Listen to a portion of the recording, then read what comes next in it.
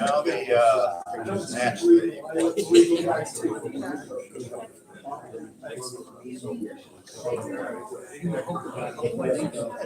Almost done. Yeah. I had a nice conversation.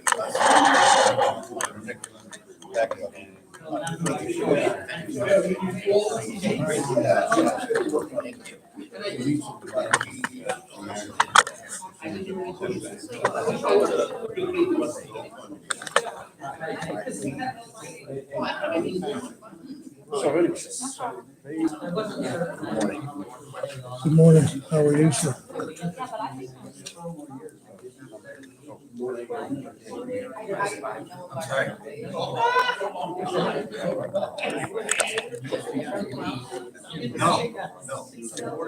very well.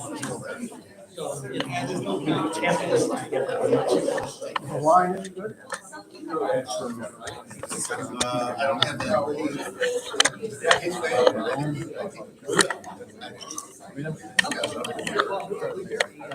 If he's fairly new. You say you don't have podium up there. Podium. For guests to ask them, or whatever. No, I'll just go and give them notice.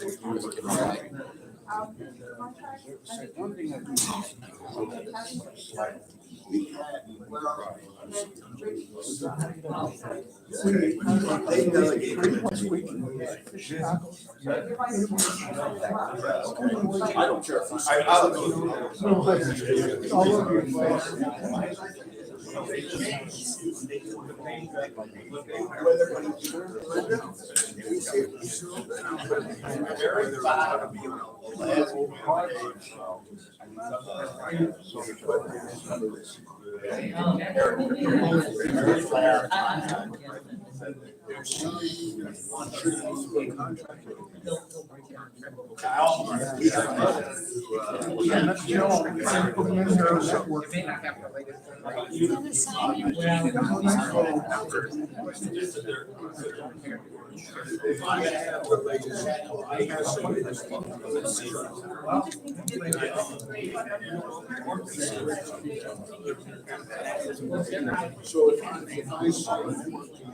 I've seen her around.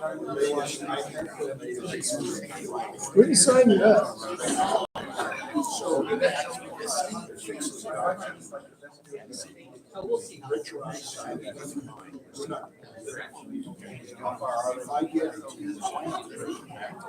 Anyway, last night found out we had a breakdown.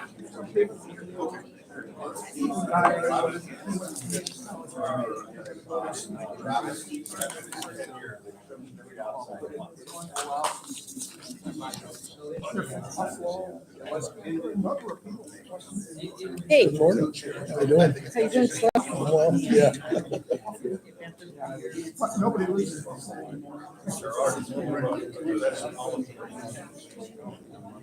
The latest one. I just spoke with him. They want to do it on a contract. The contract is already. So I hope so. Big guys. Put the numbers in. I think we're on. I was just asking. Anyway,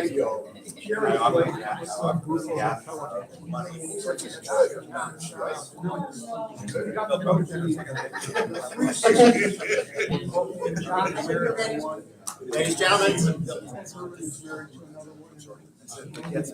Good morning.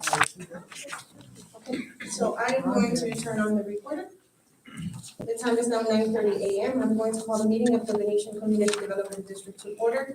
Today's Monday, March 14th, 2022. First item on the agenda is the call to order / roll call. Those supervisors that are present are Rich Barco, Steve Kleinglass, Richard McCafferty, Ernest Booker, and Ken Spano. On behalf of District Management is myself, Elena Blandon. District Council Andy Cohen is present. District Engineer Rick Schoppeger is present. Field Manager Keith Livermore is present. John Topor, Senior Field Services Manager, is present. We have Ginger Anzalone from Vesta Property Services present, as well as Rudy Surton. And we do have representatives from LMP. I thought I saw Chris. He went back up front. He's doing traffic. Okay. For the record, there are audience members present. The next item on the agenda is the Pledge of Allegiance. We ask everybody to stand. Please remove your hats. I pledge Pledge allegiance to the flag of the United States of America and to the republic for which it stands, one nation, under God, indivisible, with liberty and justice for all. Thank you. Put your hats out. We now have the Management State of Affairs update by Vesta. Supervisor Booker, you requested for this item to be added to the agenda. Yes, I think it's an ongoing matter and that it should be an integral part of our agenda as we go forward until the board decides it's unnecessary. I can start with one item, if you'd like, Mr. Yeah, Chair. please. I know that this board had discussed an addendum to the Vesta agreement to allow for the memorialization of what has been the practice of trying to receive the financials by the 20th. So I prepared an addendum which the board has seen, requiring they be submitted by the 18th. And that was transmitted to Vesta. They handed me a signed version this morning. I did want to put on the record, though, that a very good question was asked and that we did not clarify 18 calendar days before. Did that mean by close of business or by midnight? And I said that I would represent on the record that it's my understanding that it would be by midnight on the 18th. So that's Could you when please use the they would have- microphone because it's hard to hear you? Sure, I'm sorry. Hello? Yeah, good. Okay. For those of you who couldn't hear me, I apologize. I was discussing the addendum with Vesta with regards to provision of the financial information. And we just wanted to memorialize what has tried to be the practice, that they would have the information far enough ahead to Rosetta so that they could provide it to the board for the meeting agenda packages. And so I prepared an addendum that required they provide it by the 18th. We did not clarify whether that meant by 5 o'clock or by midnight on the 18th, but I represented to Vesta this morning, and I want to on the record that that would be by midnight on the 18th. I've confirmed that with the chair and with Belinda. So we have the signed addendum, and I believe we don't need any further action. We've already authorized execution of it. So we'll have this executed by the chair. I just wanted to have that on the record for this morning. I'll just say thank you to Vesta. We've had some conversations. Ginger and I have, Rudy and I have, and things have worked out. Well, I don't know. Okay, just a suggestion. Ernest, anything else on that you want to discuss? You know, yes, I think it would be informative if we have Vesta's representative speak as to any management updates on the issues that we outlined in that transmittal letter. I don't know, Rudy or Ginger? Use the mic. Sure. Yes. Thank you. Okay, thank you. Good morning, everybody. I've spoken to a couple of the supervisors regarding the notice to cure for 60 days. They're aware there's some things that I consider a little nebulous and hard to measure, things like workplace atmosphere and things like that. And I share those questions with them. Certainly retention of employees, which also includes back office support for Rudy. Those are staffing issues. We're all feeling that pain and working very diligently on it. We've basically turned over the team here, and it takes a little time to get people up to speed and trained. Nobody is more focused on that than our HR department. Recruiting, certainly I've been involved from afar every day. And as far as your financials, we have actually the CFO currently doing your financials for him. I do want to give some kudos to Ken Smaha for his inquisitiveness and his curiosity and his continuing to ask questions, because it really has helped us continue to do a deeper dive into finding some irregularities that have carried forward from the past, better ways to represent some members. I know that the board is also looking at things like fitness programming and things, and where sales are coming in, what might be charged, et cetera. It's just all with a forward focus to get this, a lot more shored up and a better product for your residents. We have had a number of and I'll be honest, I've spoken to 3 of you about this, as disgruntled employees have left and various impacts have had kind of trickled down to the other team members that were here prior. Our feeling is that regrettably, the impact has been to the people in this room, to the residents who use the club. My feeling is that the management company should never be the talk of the community. We should be invisible. We should be here to serve all of you, and your meals and tennis and your activities and your fitness. That's our goal, to get back to that and to provide you with the best services possible. And then I'll just end with, I believe one of the comments was about what kind of support Vesta Corporation was providing to Rudy and the team here.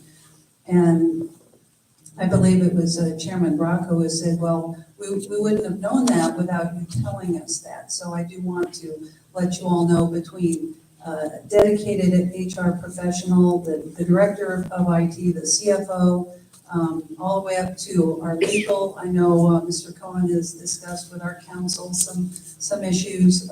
Myself and of course the regional vice president dedicated to be your GM here on this property. So we feel that we are doing the best we know how to support, and I think the biggest piece of the puzzle is to get the staffing filled out here, the operational staffing, and Rudy can speak to that. And then a couple items such as transparency and communication.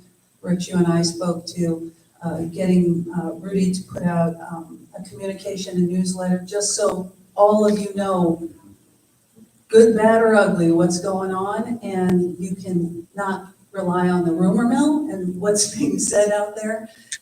So Rudy is committed to being able to get that newsletter out.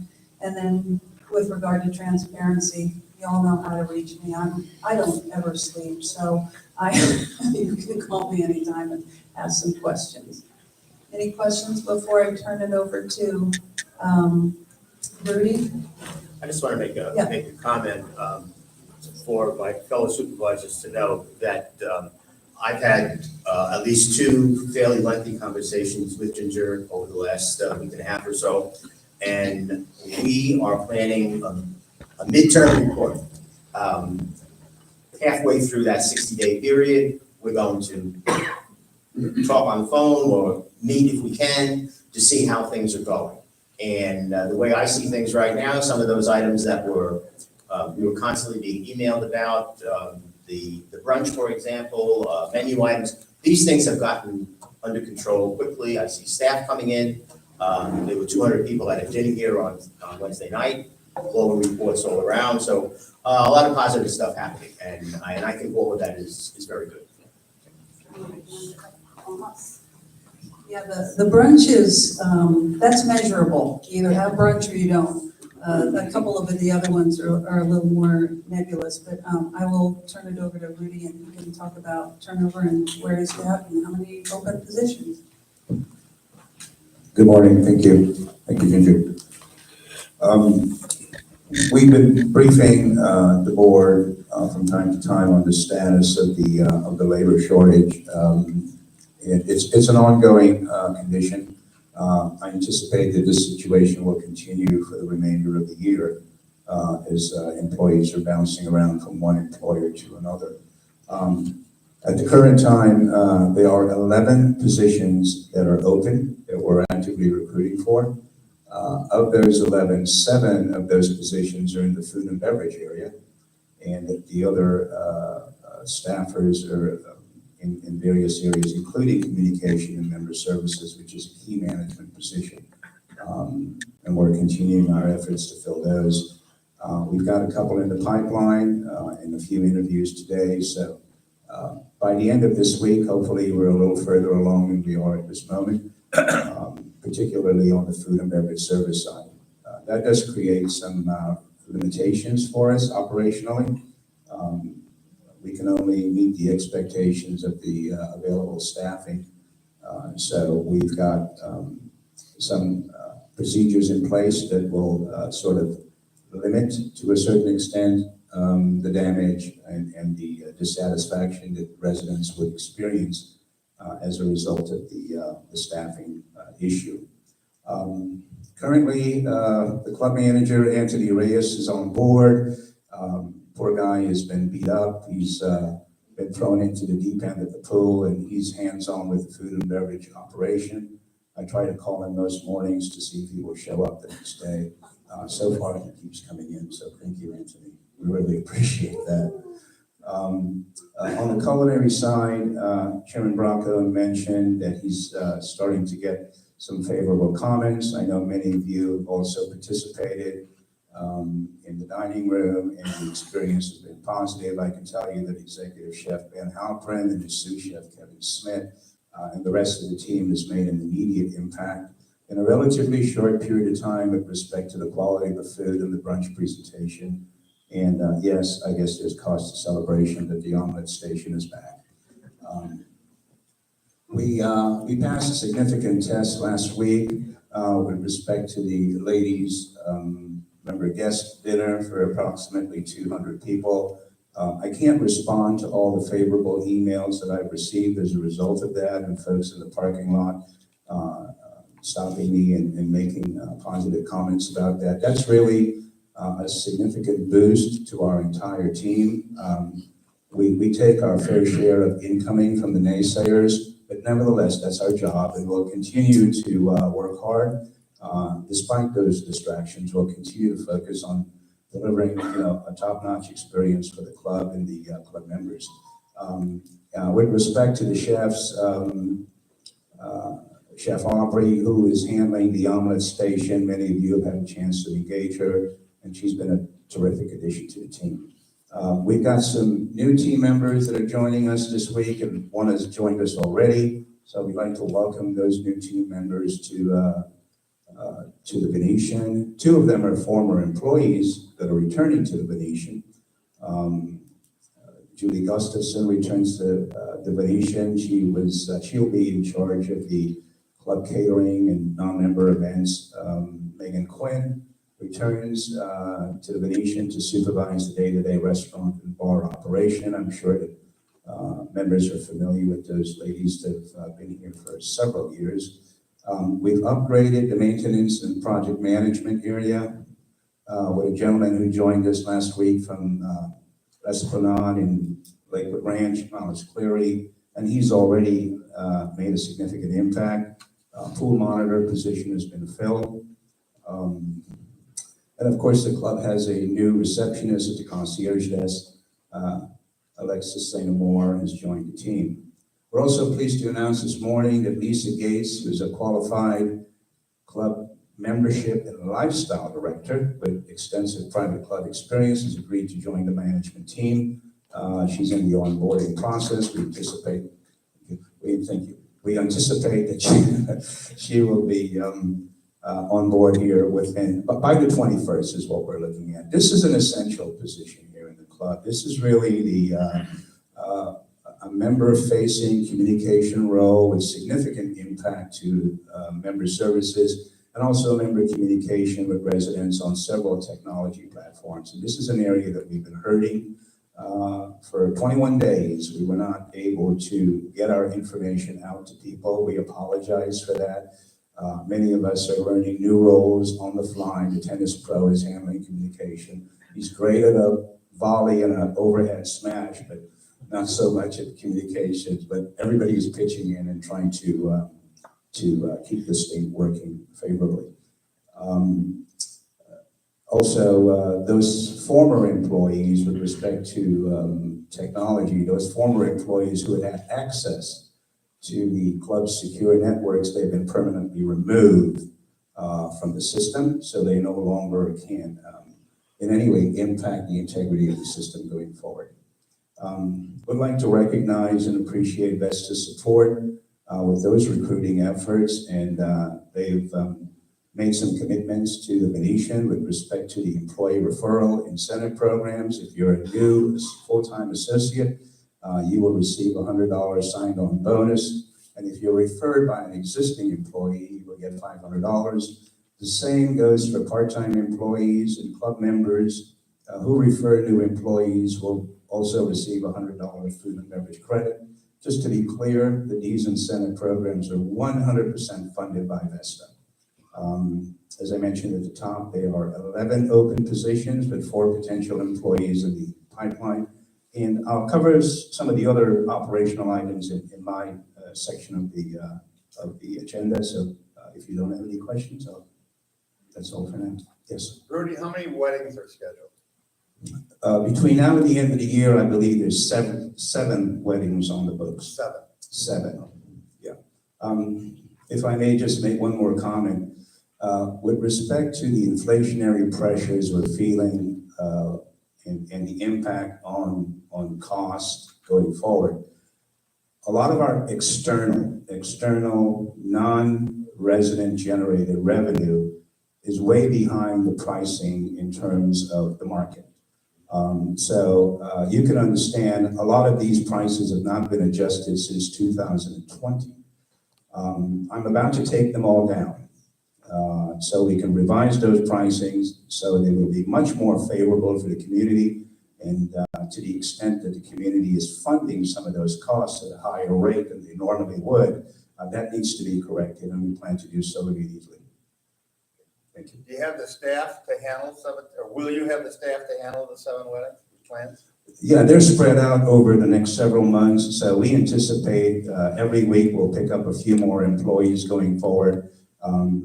So I'm not too troubled by it, but at the same time, as I mentioned a moment ago, our recruiting efforts is an ongoing day-to-day, year-round process. So those ads that we have up and those incentives that we've suggested will continue. Okay, thank you. Thank you.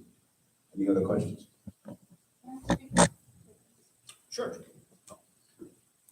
I just wanted to add also, in the Vesta portfolio family of clubs, we had a recent, the purchase isn't finished yet, but the members are buying their own clubs and controlling their own destiny. At that property, they actually do very, very and help for the day of the wedding.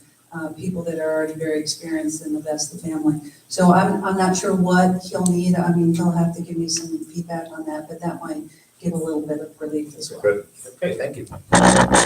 And there was a wedding this weekend here. Yes. Yeah, and that went well. And Anthony's here, and Anthony, not to put you on the spot, you got the mic. Yes, we went well. I lost my voice over the weekend. So everything worked fine. We were very happy with the people. And then we were able to reset for brunch the next morning.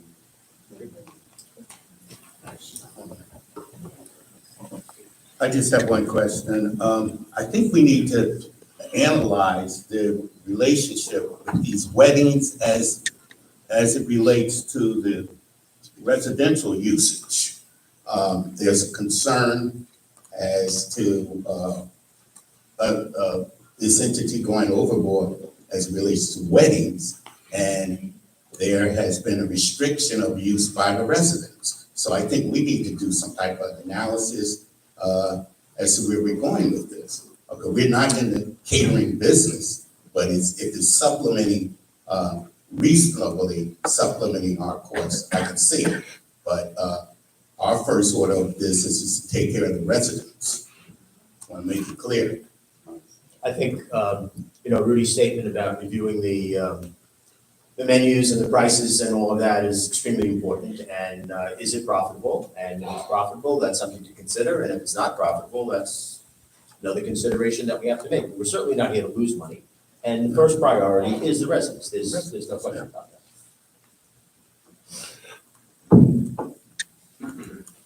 Any other questions for Vesta? Comments? I have one more, to bring up this time. More than one mic. Thank you. Yeah, I was holding on to it. I didn't want to share. Been saying at the weddings. And I just wanted to bring up one issue, which is that we've received a couple of public records requests. And there was one that we wrote a memo on and forwarded to Vesta's council. And I don't believe that one's been resolved as of yet. And I think there's another one that Belinda's been working hard to respond to. And I'm having a little bit of trouble getting some documents on those. So I think we need to do a better job on being able to respond in a more timely fashion to any public records requests that we're receiving. Do you have anything you wanted to add?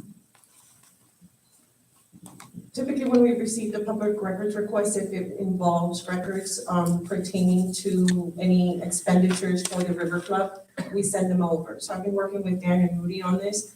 Apparently, there's an issue with some invoices that were requested, which I'm going to reply back to Rudy on. But we do need to respond rather quickly to the requests as they come in.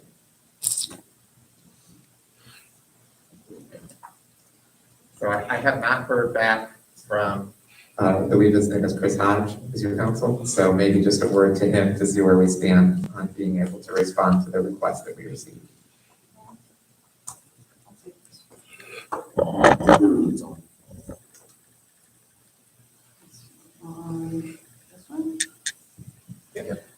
Thank you. You all need some more mics. Thank you, Mr. Cohen. I did speak to Chris. I know you all were kind of discussing the legal Right. decision on that.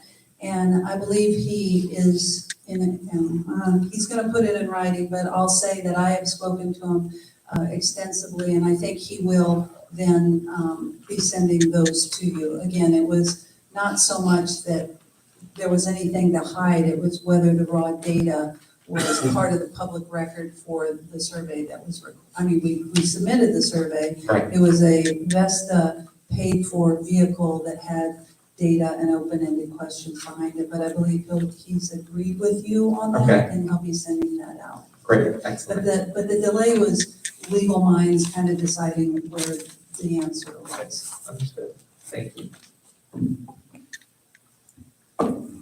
Any other questions? Okay, so we're gonna move forward with public comment at this time. Ladies and gentlemen, as a reminder, we will limit public comments to 3 minutes per person. Our first speaker is Bill Kanoka. Bill Knopka, right here. Thank you. Bill Knopka.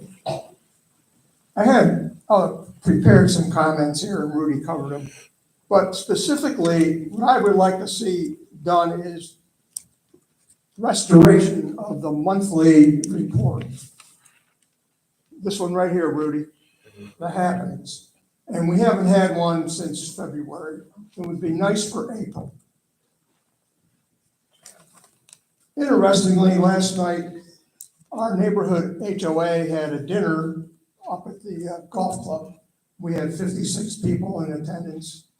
The food service and food quality was excellent. And I saw some familiar faces, obviously. But I got to talking to the servers, and they told me one of the key things that brought them to Heritage was the benefits. And they said, you just can't beat benefits. Are we offering benefits to our new employees, Rudy? Yes, we are. They have a complete package up there, and they said the money was about the same, but the benefits were a key issue. The other part of the equation was that Heritage flew in or brought in, the corporate department brought in the cooking crew, which really was the result for excellent food coming out of that kitchen. They had 3 pre-chosen menus, and it was very smooth. People sat wherever they wanted to, and the staff figured it out quite quickly because they knew a lot was. That's all I have to say. We'll see what goes on in 2 weeks. Thanks, Bill. Thank you. Our next speaker is Pat Hinch. Good morning. My name is Pat Hinch. I live at 194 Valenza Loop, and I am the chairperson of the Racket Sports Committee. I joined the committee because I and most of my friends were dissatisfied with tennis at the Venetian. There was no tennis program offered here at all. Tennis lessons and clinics were more appropriate for beginners and delivered at best unenthusiastically. Many of us were training and playing with pros at neighboring tennis clubs, even though we had 3 pros on staff. Going in, I had a good rapport with the general manager and tennis director and thought I might make a difference.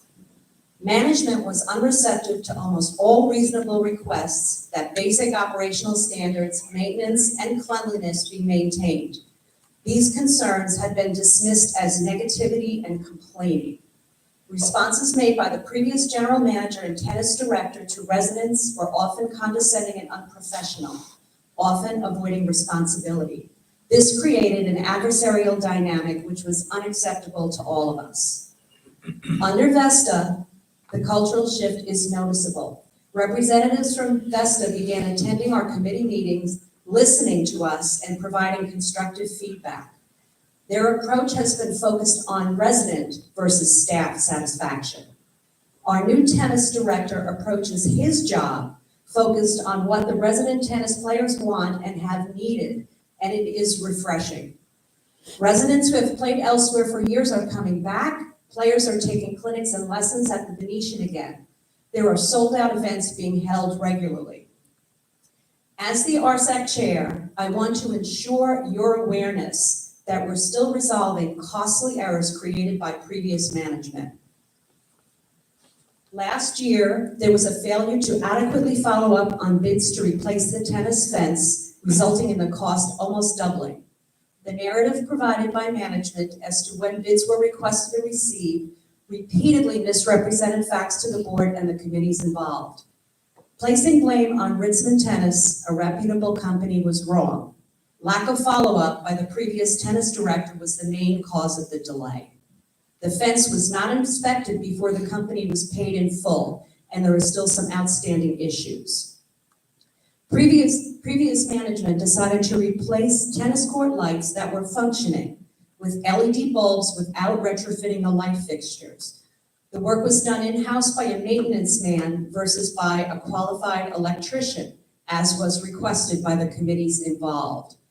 The replacement bulbs don't work. You can't play tennis at night.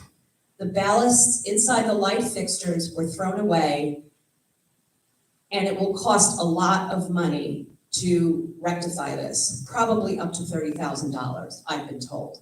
Residents have been deprived of the use of the courts at night for the whole season. Requests for proposals are out with a number of lighting companies.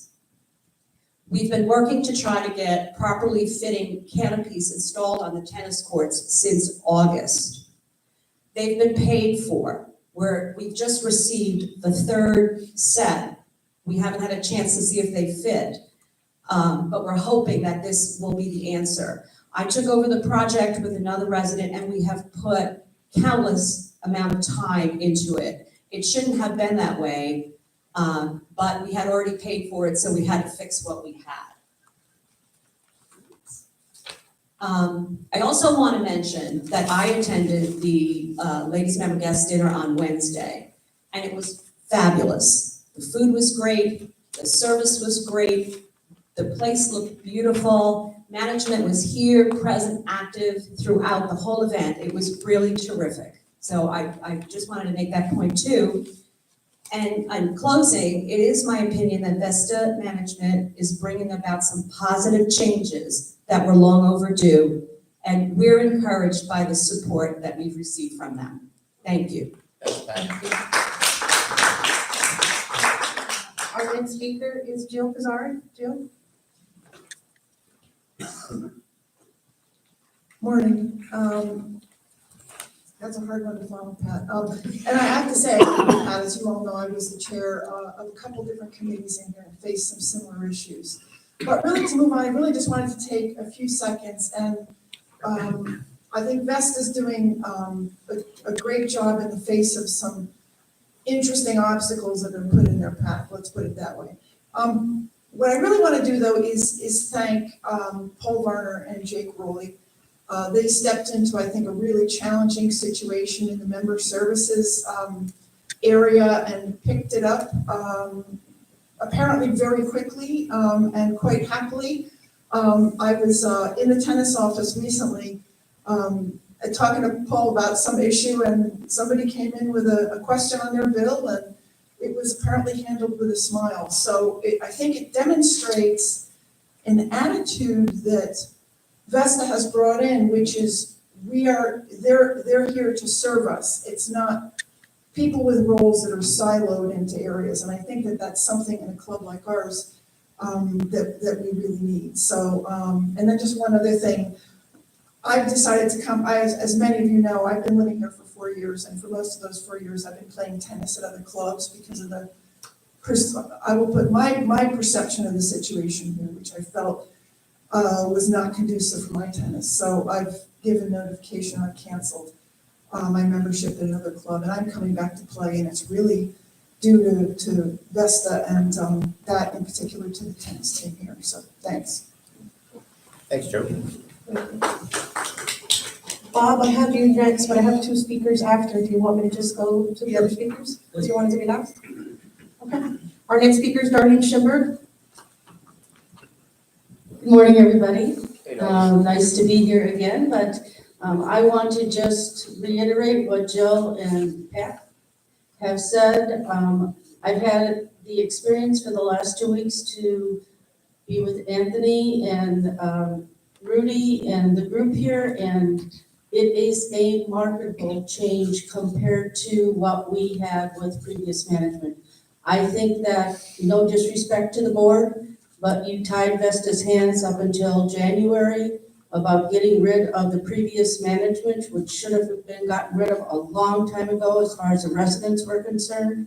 And I think that now we can see the positive impact this is having, and I'm thrilled to see the support. Yesterday, the brunch was it's the most people I've seen in a year, 2 years coming to this brunch yesterday in support of what's going on here. And the positive attitude that Anthony has is amazing.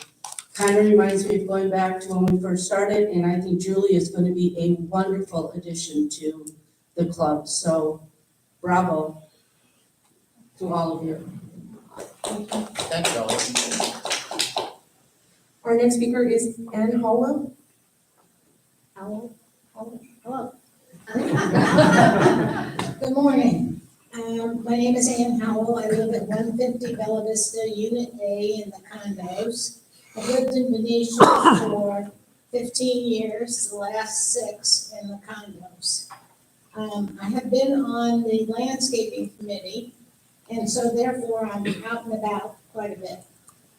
I come here today to share with you some of my observations and concerns, specifically the large pond, although these issues may also affect the smaller pond.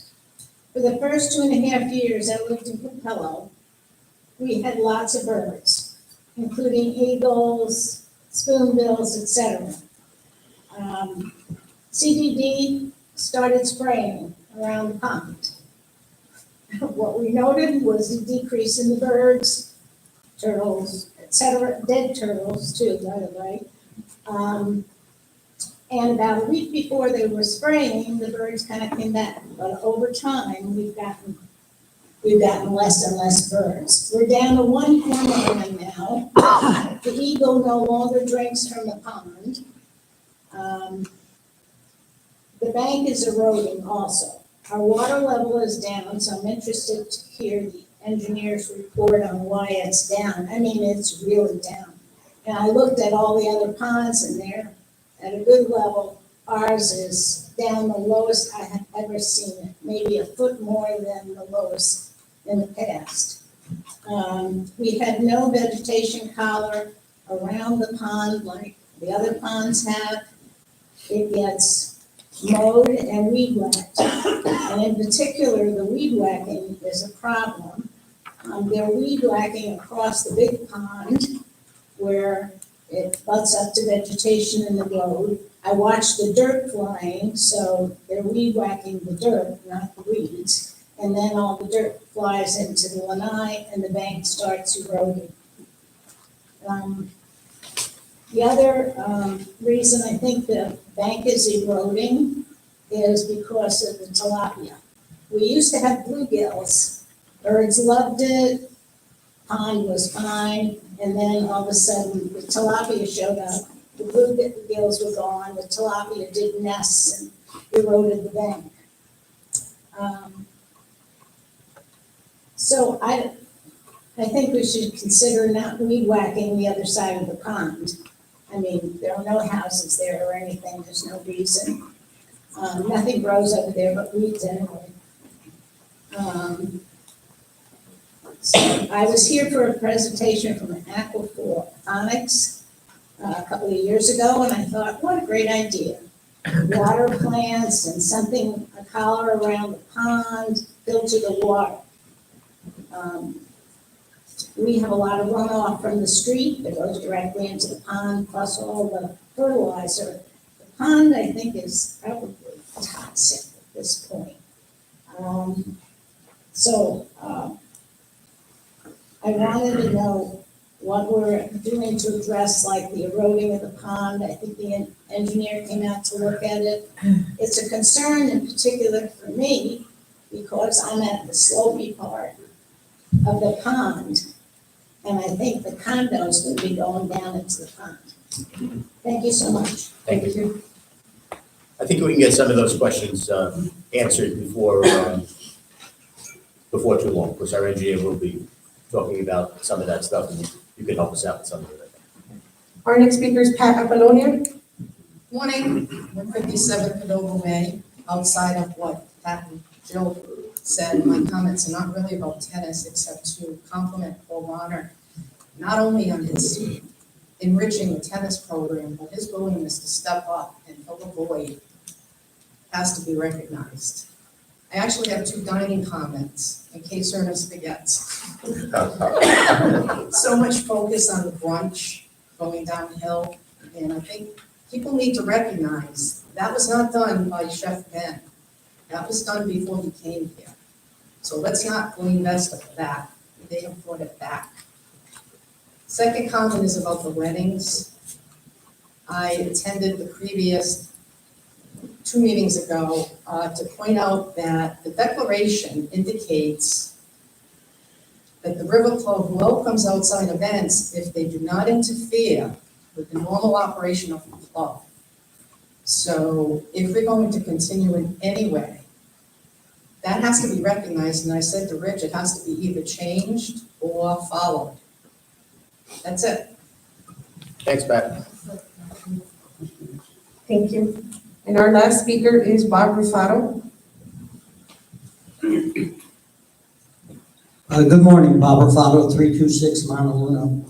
The board package today includes an important strategic document initiative, and we should really thank that committee. They've done a great job. It's comprehensive. Given its size, though, we should prioritize the most important initiatives. As they say, if everything is important, nothing's important. Consensus may differ, but 5 stick out to me. Improving dining, adequately funding reserves, reducing resident confusion, sunshine law differences, and focus on access control. Residents subsidize dining room losses that may total $1 million every 3 years. It's unnecessary. The formal dining focus was flawed. 94% of our residents want casual dining options. That should happen immediately. Also flawed was trying to offset losses with outside special events. This increased overhead, stressed staff, and denied resident dining opportunities. The River Club should be the heartbeat of our community, not a banquet facility. We must increase and improve resident dining. Next, we've got to fix our poorly funded reserves. 4 years ago, the shortfall was $1 million. 6 months later, it was $2 million. Today, I believe it's over $3 million. Many of us fled states that underfunded obligations. We should not recreate that problem here. Next, virtually everyone struggles to understand the roles of the POA, the sub-POAs, the CVP, the club, and the site management. We should create a unified website to eliminate confusion and seek operating efficiencies. We can improve the resident experience and save money if we break down today's inefficient silos. Next, we should minimize sunshine law disparities. Council should be measured on its efforts to align CDDs and HOAs. Functionally, they're similar, but they're treated very differently. One simple example, the CDD board must publicly discuss personnel issues. That's hurtful and dangerous. Law firms representing Florida CDDs have the power to level the playing field. They should try to do so. Finally, to suggest we provide security is a misrepresentation. I've heard this board say that our gate attendants only provide access control, and industry papers mention the importance of avoiding safety and security in community statements and publications.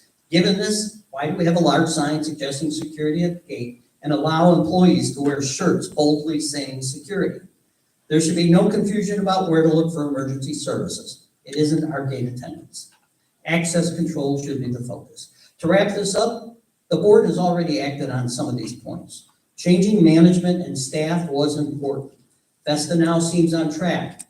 Hopefully, it immediately includes casual food options on the evening dining menu. The board has created a committee for finance and reserves and will provide space for the POA. All of this has great potential, but some initiatives will take considerable time. If the most important ones are highlighted, future board and committee members will have something to guide them. Thanks, Bob. Thank you, Bob. There being no further speakers, we're going to close out public comment at this time and move forward with the next item on the agenda, which is the district engineer staff report. Rick? Okay, tab 1, I believe, is the ADA report on the River Club. I think everybody's had a chance to look at that. It really didn't come back too bad. There's a few different things that would need to be done. We all kind of knew the front door was the issue. Some of the discussions where we were thinking about trying to use the other entrance, but they point out that their main, where the handicap parking is, that door there is really not the option. So the main door is the one that should be addressed. So a few other things I think are pretty minor. So. And the big one seems to be the door, the height of the mirrors and this and that seems easy enough, but the door issue seems like a bigger issue. Rick, could you possibly go through this and just give us a summary of what we need to do? It's kind of all over the place. When I read through it, I see something here, I see something there. Yeah, like Rich pointed out, in the bathroom rooms, there's a requirement that at least one stall meets the ADA. And when they took their measurements on the countertops, they were 1.5 inches high, so those would have to be lowered. The shower unit, they just need to add the transfer seat to be compliant. The pipes under the sink, you need to have that protective wrapping, and it should be fine, and we're fine with that. On the parking lot coming in, there's some ADA ramps that need to be added, minor adds. The front door, like I said, was the main, that didn't need to have the automatic, the opener and that kind of stuff. They supposedly checked, if you looked on the page, they checked all the stuff, the water temperatures, the door swings, the restaurant movable, the tables, the threshold elevations, service counter, curbs, parking stops, the symbols of accessibility, communication elements, grab bars, fixture elevation, clearances and approaches, front driveway and drop-off compliance, grades of the access and the egress routes, and the hand rails. So that's all what they went through and found them all to be good with the exception of what they mentioned. So could you do that? That would help us get a plan on how we're gonna fix this stuff. Well, the biggie is the door. Yeah, I know that, but there's a bunch of little stuff too, Yeah. and it's gonna get lost in the shuffle if we don't have a list. Somebody needs a list. As far as the handicap ramps and that kind of stuff, I can take care of that. So stuff on the outside, I can take it care of. On the inside, I'll just work with. That's With perfect. staff. Okay. Question on the door. Yeah. Is it possible to get around that? We talked about the other door at one point. Can we put some handicap parking on that end rather than this end? And make it, I don't know if that's gonna be compliance. According to their report, and I kind of looked at it too, your main parking for the building is this parking lot over here. You've got most of your handicap parking spaces over here. I think we only have one over there, maybe two. I think we we got talked two. about before too, I mean, regardless, the law is important, that's why I'm here. But regardless of that, we want to try to be as accommodating as we can for some of our members and guests that have some challenges. Yeah, we're not looking to circumvent the law Right. at all. And I think the door is a biggie, and folks, we're all getting there, where we're gonna find it easier to push a button to get that door to open. And I think it's, I'd like to get an estimate on what that would cost, because I see that, you know, I was the one that was pushing for the report, and I see that as the number one issue. So how do we go about getting an estimate on retrofitting that door, if that's a possibility? Yeah, like I said, I'll work with staff and we'll figure out who the right Okay. companies are that can do that. Okay, great. Just a comment. I'm a little, that bar is ADA. I would think not in the bar. I find that hard to believe that that's ADA Are you compliant. talking about the height of the bar? I don't know if that's an issue. Tables. That create issues. Yeah, no, I just, yeah. Well, we serve, you know, it's not like you have to sit there. We may be in compliance that way, but that's not an issue. It wasn't pointed out by, No, I'm- there's I'm no not- rescue. yeah. Oh, yes, there is. Oh, yes, there is. I won't say no then. Yeah, there are. All right, let's move on.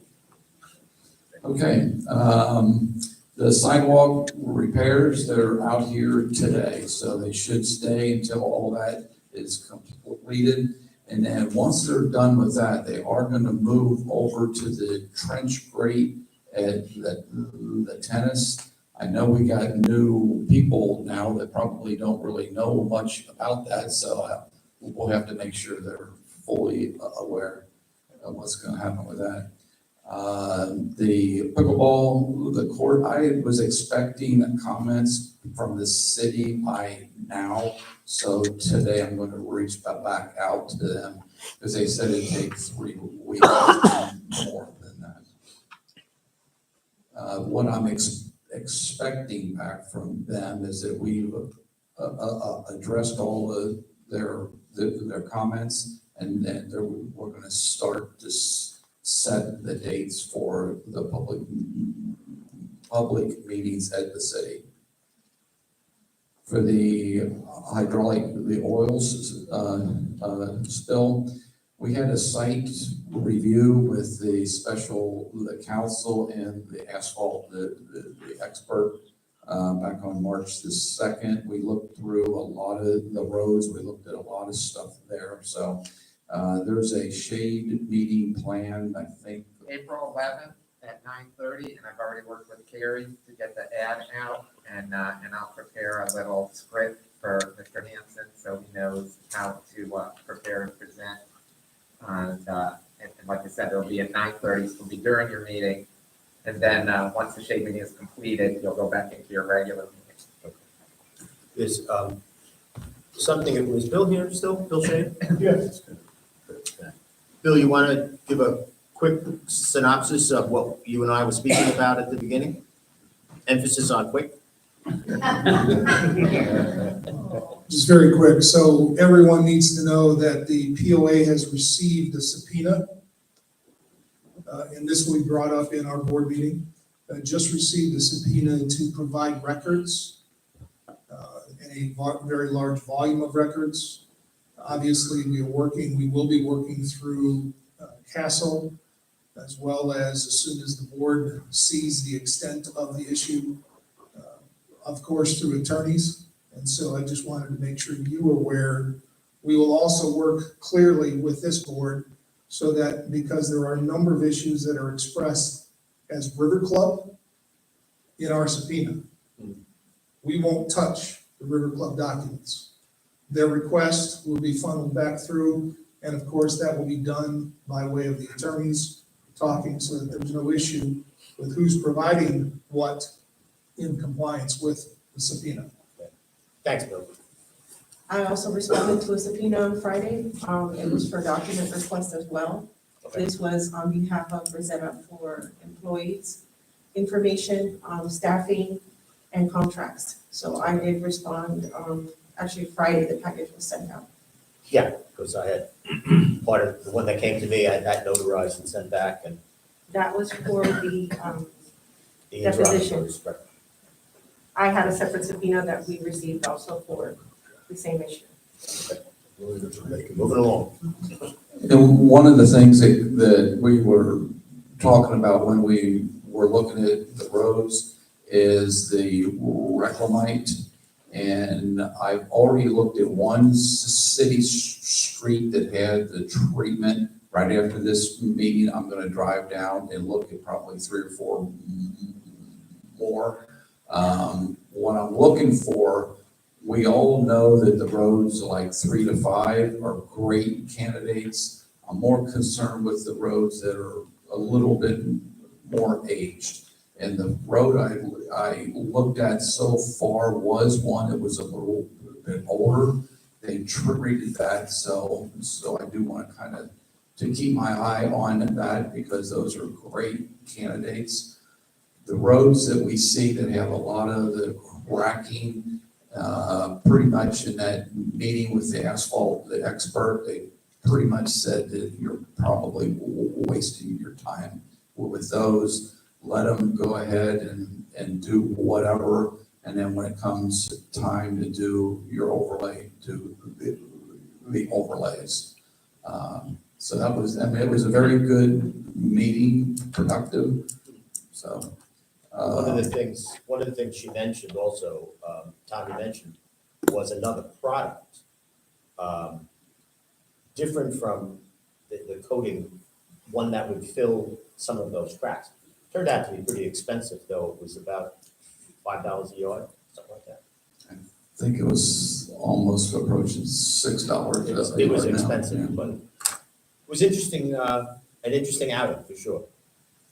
Have you looked at the Bella Vista recently? The roads? Yes, we actually drove up there, we looked. Did you notice that there's an oil spill at almost every mailbox? Well, We have to take on the post office now? we did a pretty good stop, review, check. It appears to be, Brake fluid possibly. the steering fluid, power steering fluid, that's what it appears to be. Almost every mailbox, correct? Every mailbox. And if it was the oil, because those trucks, I mean, for a typical, the oil to spill, they wouldn't have any left by the time they got through, because there was that much there. Right. And I'm pretty sure their power steering fluid was probably really empty also. Keith did reach out to them, and they pretty much said, wasn't ours, but it's at every mailbox. Oh, they wanted truck numbers and, pictures and, then it's not ours. It's not our fault. Have a nice day. Will that do as much damage that won't do as much damage on? According to the asphalt, the expert, it should not do. Just ugly. Right, it's just ugly. And over time, it'll blend back in, but it's, yes, every mailbox. Thank you. The guardrail post repairs are complete, staff they ended up doing all of that, so I'm gonna to keep my eye on that, just to make sure and see how well it works. They're filled in right now, it looks good, so I'll just keep monitoring that. What's your expectation on that? Couple of years? I'm hoping for longer, and if it starts, what this product will do, it'll basically prevent further deterioration. And if this product starts to crack, which there are some, we can just fill in the cracks of the product. Right. And I think I'm very hopeful, and I think it'll just be, I think each bag is like $40, and I think he used 2 bags out here. So for less than $100, if we have to replace one post, you can spend that much, and we fixed them all.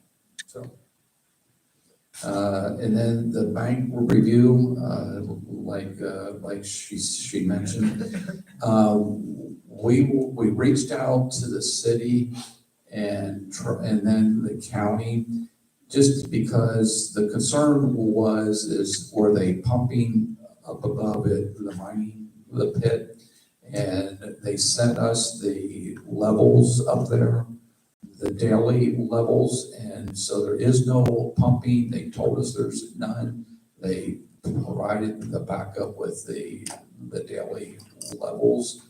So, because we know there's a sand layer underneath that the waters kind of travel to and from, because when they were pumping the pit, all those northern lakes were really low.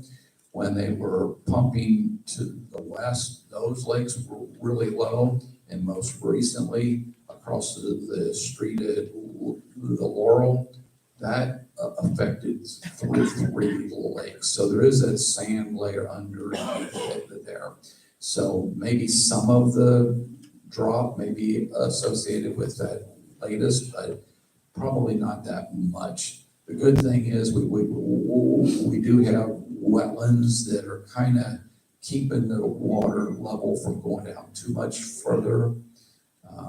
But that does give us a great view of what's going on with the banks. So at that particular lake, I think it's pond 16, I think, that's the one that there are no aquatic plants along the edge of that, and that's a great candidate. Aquatic plants provide three things. For me, it provides bank stability. For the aquatic vendor, it provides water quality. And for the residents, it brings the wildlife back. So that's why I really like to add them to as many ponds as possible. And that's what I'm going to be doing, is to looking at that. There are a few lakes that we probably need to go ahead and do some more bank restoration. But I think the main thing with all the rest of them is make sure we have the aquatic plants. And then make sure your neighbors don't decide to pull them out. Good point. And that's all I had, unless anybody had anything else for me. Any questions for Rick? Thank you, Rick. Moving forward, supervisors, the next item on the agenda is item number 6A, which is a review of the February field inspection report. This is behind tab number 2. John?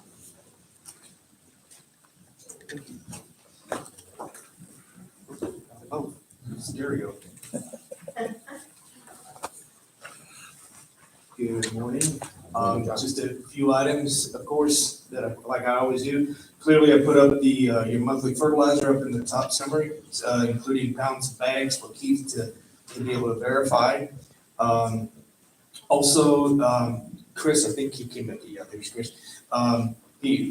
on the LMP, or the LMP will be putting on the event lawn, just to kind of kick it out of its winter doldrums, 40-0-0, basically it's a nitrogen quick start. So you're gonna get a lot of top growth from that, and I think that's already been completed. Item number 3, as you all noticed, probably some of the tree ligustums, which are the evergreen, smaller trees, the evergreen leaves, they never drop their leaves. Throughout the community, we've had several that just all of a sudden you'll see it, and there's just a totally brown limb. And so LMP did take some leaf samples, I believe, and sent it to University of Florida, the labs. It basically came back with basically saying entomosporium.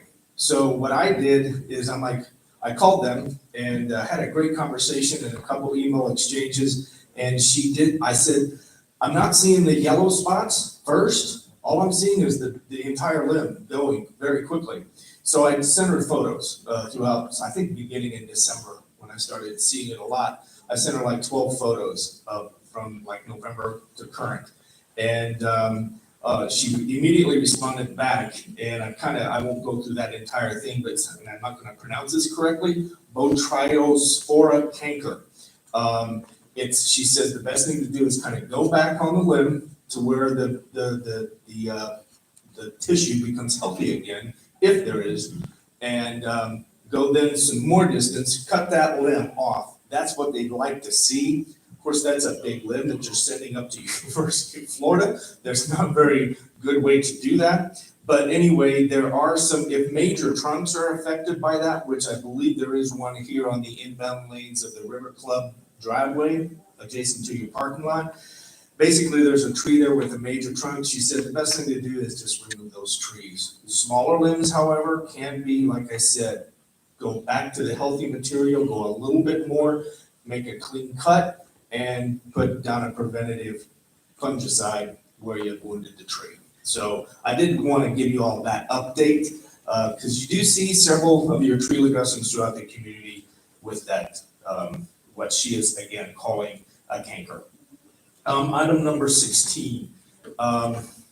Wait, I'm going out of order. Let's go back to item number 7. 7 is on page 3 of the report, and last month, the month before even, you've heard me say the Awabuki viburnum and the powdery mildew. I am seeing today, and I think it was maybe a tallow. It was on the outbound lanes. Almost that entire hedge now is basically see-through to that gentleman's pulling knife. So I just want to make sure that we're keeping our eye on the powdery mildew, that we are raking the leaves out instead of blowing them out and putting down a preventative fungicide. Item number 10, again, going back to the pond banks, on the day of this inspection, which was February 18th, they were in the condition that I showed you in photos 10A and 10B. However, today when I came in, it does look like at least the visible pond banks from Veneto have been cleared and sprayed, and the grasses have been reduced to a low mound. So I want to continue to make sure that during the next inspection, we'll get into the interiors of the community as well.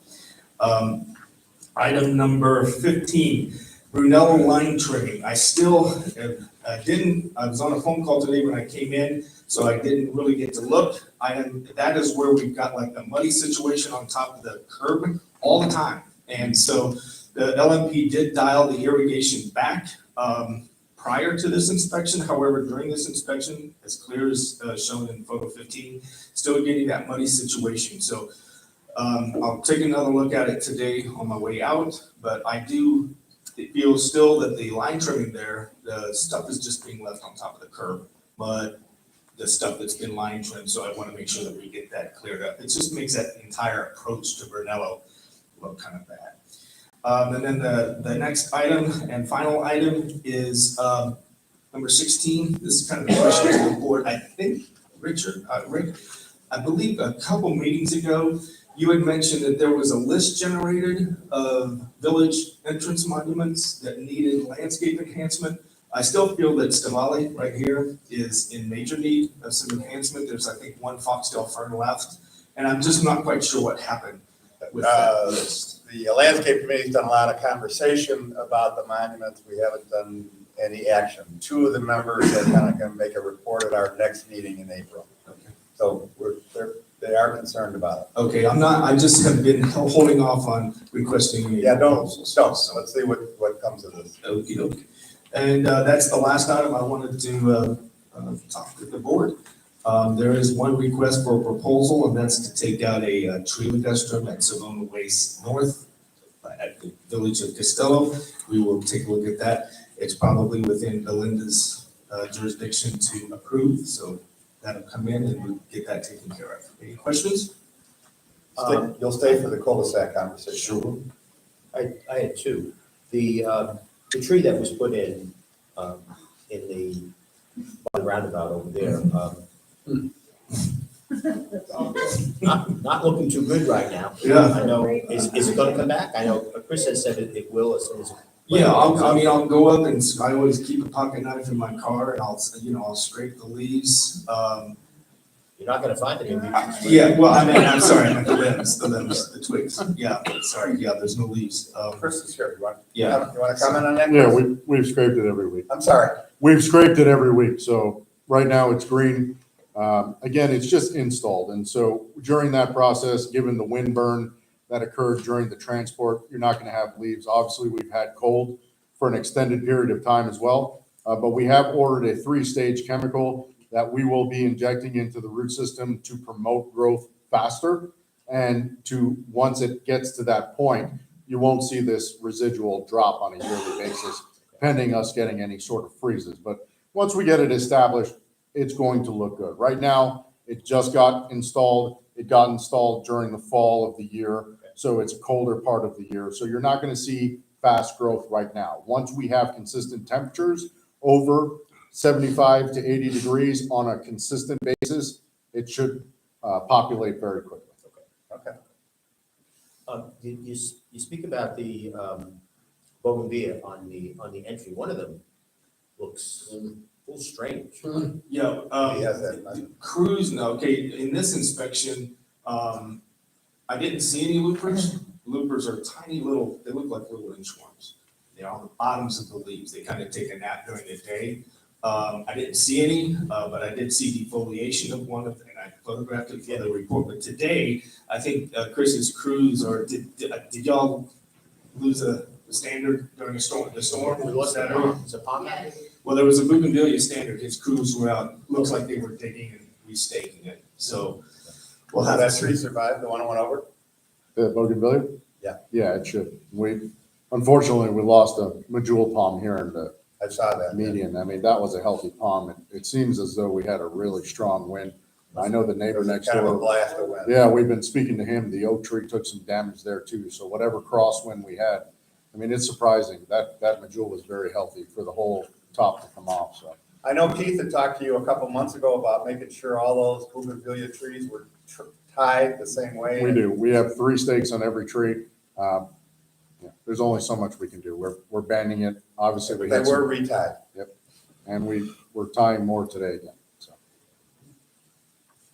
This little worm that you speak about, is that a real problem? It's treatable. I mean, yeah, we had them up in Venetian, Waterset North up in Apollo Beach, and we lost an entire median full of it, just basically overnight. They get in there, and if you don't get them right away, we sprayed it, they went away, the leaves came back.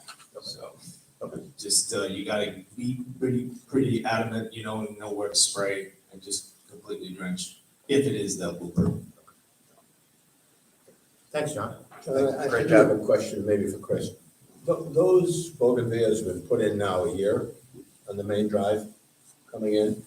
At what point will they not need to be staked?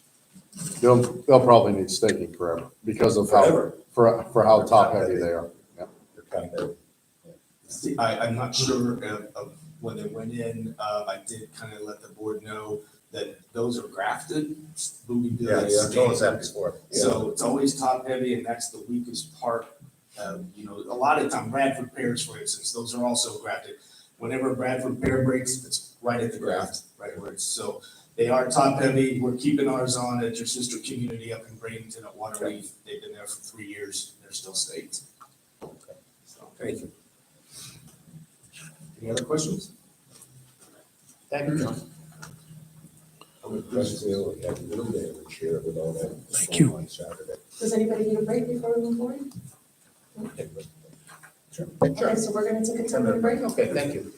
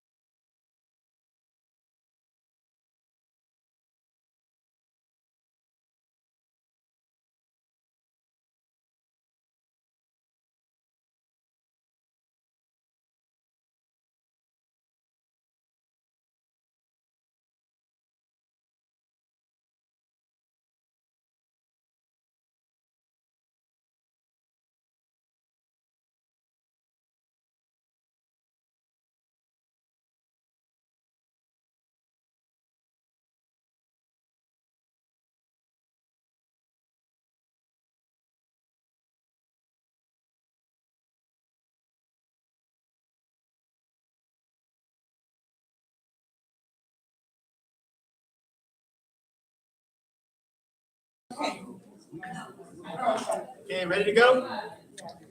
Okay, so I've turned the recorder back on and we're back on the record at 10:54 a.m.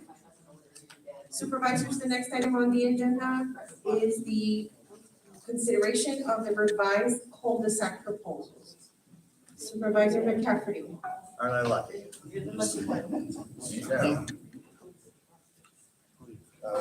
We gave you a copy this morning. It's the same thing we had in the packet last week, except now all the pictures match all the estimates. There was a little bit of a mix-up. I did put in here that there will be a reduction of about $1,200 per cul-de-sac, no matter what plan we do. After the first one, if we do 5, the second 4, we'll get the reduction on each one. Why is that? Because of the Bobcat run. Oh, okay. Okay. Down below, if we choose to do, the phase project, this is all based on today's prices, which we know which way those are gonna go. But it also does not reflect the Bobcat savings. Yes, sir. For clarity, the savings is if we do 5 at a time. We'll pay for the save on Bobcat other once, 4. right. But when we do the next 5. Same thing will occur. We'll Each try time. the rental fee again, right? Yeah, it's a rental fee. As I said, the committee recommended A in both instances. They don't have the fiduciary responsibilities that you all have, or we all have. So, we also asked so we could go forward looking in the budget, what this is gonna cost. If we do go with A, it's gonna be $195,000 over the next few years. It doesn't have to be a one-year expenditure, because a lot of the cul-de-sacs, as you look at the pictures, are in pretty good shape, but some of them are terrible. I don't think there's any question that we need to do something. It's a question of how many and when. If you go with a lower price, if you go with B or C, we can do more, and it'll cost us less over years. That's kind of your call. Yes? I'd like to hear your recommendation. I mean, you've been involved in this thing. I'm torn. I like to support the committee because it was their decision. Again, I said they didn't concentrate on the cost. They concentrated on what they thought looked best. The one comment I think I mentioned is one of the new board members says, it looks like it's been professionally done. But at the same time, they are cul-de-sacs. They're not, they don't benefit the entire community. They certainly benefit the people who live around them. I'm torn, to be honest with you. I'd like to see us do them all quickly, so that would push me to pick plan C. But if we take our time and do them right, that'd be plan A. And B is a compromise in the middle. Did I duck that question? Ken?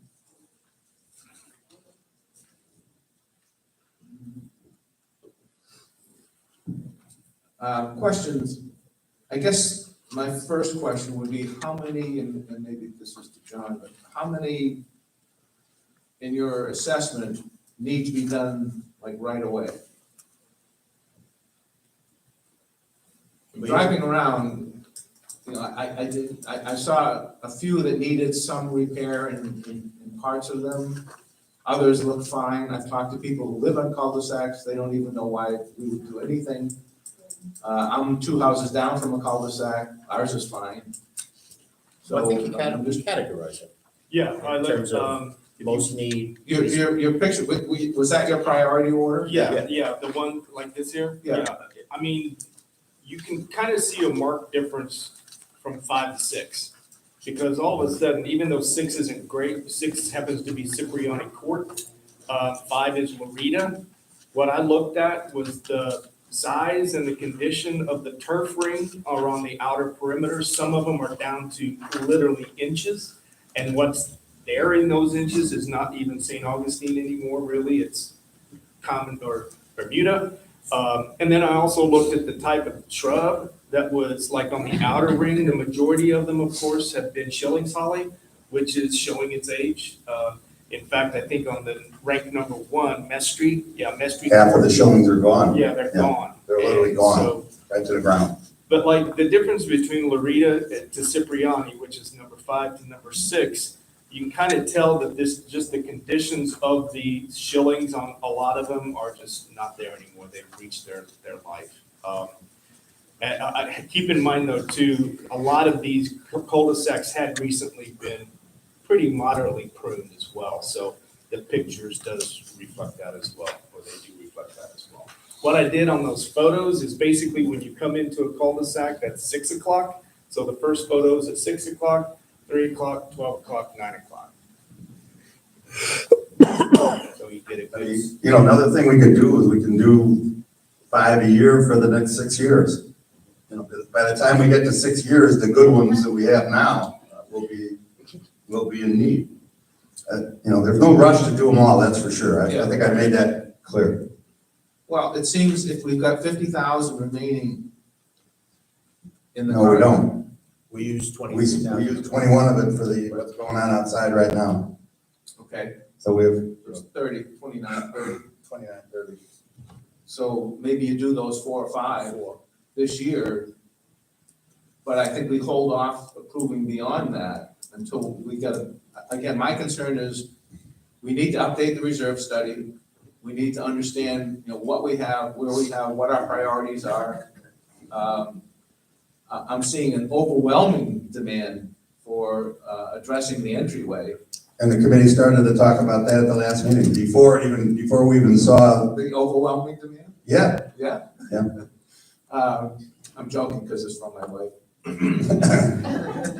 So it's overwhelming. Yeah. She's not alone. But no, I know she isn't, because we've talked to a lot of people about it. So I think a lot of people feel addressing the entryway is more of a priority. The question becomes, you know, how much, how fast? How much can we do? If there's money in the budget to do the 4 or 5 that need it, then I wouldn't oppose that because it's budgeted.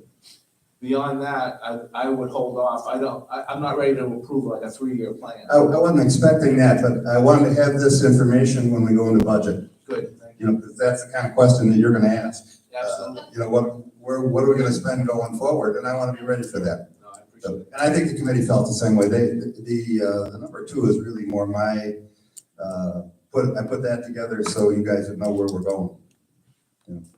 Now, when you say the committee is interested in the main entry, what do they have in mind there? They haven't begun. I mean, they just began talking about it. A lot of What they want, at least initially, I know what they want is more flowers, more pop, as they say. There's kind of a mishmash of vegetation there. You know, they're not talking about tearing it down and building a new one, at least not yet. Well, not ever. Or ever, yeah. But I don't think it'll be a huge expense, but I don't think there's money in the budget this year. I think it'll be something that could be done, you know, like we did at the beginning of the next fiscal year. It'll give us a while to plan it correctly.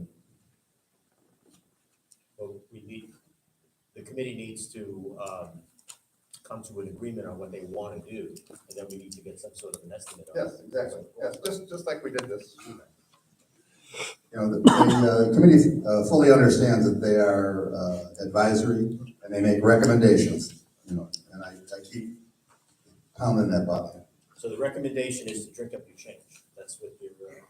Pretty much. Pretty much. That's kind of the way I see it. And I'm of a similar mind as Ken. You know, just taking things that are most needy if we're going to do it, with the understanding that the main entry is not on the back burner, it just hasn't been put together yet. But we could probably do 4 of these. We could probably do 4 and stay within budget. If you choose, yes, if you choose Plan A, 4, or Plan B, 4. B is the one that adds up to 4. Right. Now, again, A would be $2,000 less because of the Bobcat savings, so we're close. Do you want to do them all the same? Yes. Yes. I think for Keith's well-being and, yeah, because he'll be the one who'll get bombarded by people asking, when's our. Why don't I have rocks? Yeah, we want rocks. We don't want what we, it's gotta be one. Right now, it's, except for a couple exceptions, they're all the same. There were a couple that were planned a little bit differently. Which A, B, or C will require the most ongoing maintenance? Chris? Probably B and C comparatively. A would require the least amount of maintenance. That's because of the rocks and. Yeah, rocks don't require a lot of maintenance, I Yeah, guess. we have agave, liriope, dwarf ixoras, which will be circled off, but other than that, it's rock, big boulder. Well, the mulch will have to be redone. Yes. And are these, I assume these flowering plants are perennial? Yes, they're dwarf ixoras and they'll provide some additional color. They'll be circled off with the trimming, but they are dwarf variety. We did that purposely so that the growth would be slower. You would have that look for a longer period of time. Right. And the cost includes taking out all of everything that's in there now? Right. So as we discussed before, we're going to do the removal. If you go with Plan A, the boulder installation, and then the chemical treatment of that island. Let it rest for 2 weeks with us doing a repetitive chemical treatment to get rid of everything that's there and make sure that it's gone. Then we're going to come back and plant it, at least 2 weeks. A lot of that is for that bitter melon, right? This is such a major problem. You write up every week, every month. I was hoping like 6 days of 25-degree weather. Right. And as far as irrigation goes, those are battery, You have battery timers. battery timers in each of those cul-de-sacs? Yeah. So there's sufficient irrigation in there now? As far as I understand, there's sprays that surround the island, which should be adequate for what we need. I'm not sure if the irrigation is included in that, but we did have Ryan do an inspection to make the alterations necessary, whether that be MP rotators, which is a more finger nozzle and more appropriate for plants than the overhead coverage of the sprays. Yeah, like $625 for irrigation. There you go. So that is for probably take out the spray heads and put in drip line. Yeah, pretty much the same in all three. Yep. So, a simple process. I have a question. You said 1 through 5 were the most critical. Well, looking at there is a marked difference between number 5 and number 6. So, and when you get to the bottom numbers, the big numbers, you're gonna see, if you drive around, you're gonna see that there's not a whole lot of difference between those. But there's a good 5 or 6 right up top that are, in my opinion, needy. In most cases. You know, you got some plants in some of your cul-de-sacs, the chartreuse green plant that's called Gold Mount. That's susceptible, you get it down like, I know it's Abilene, I think, Savona Way South perhaps.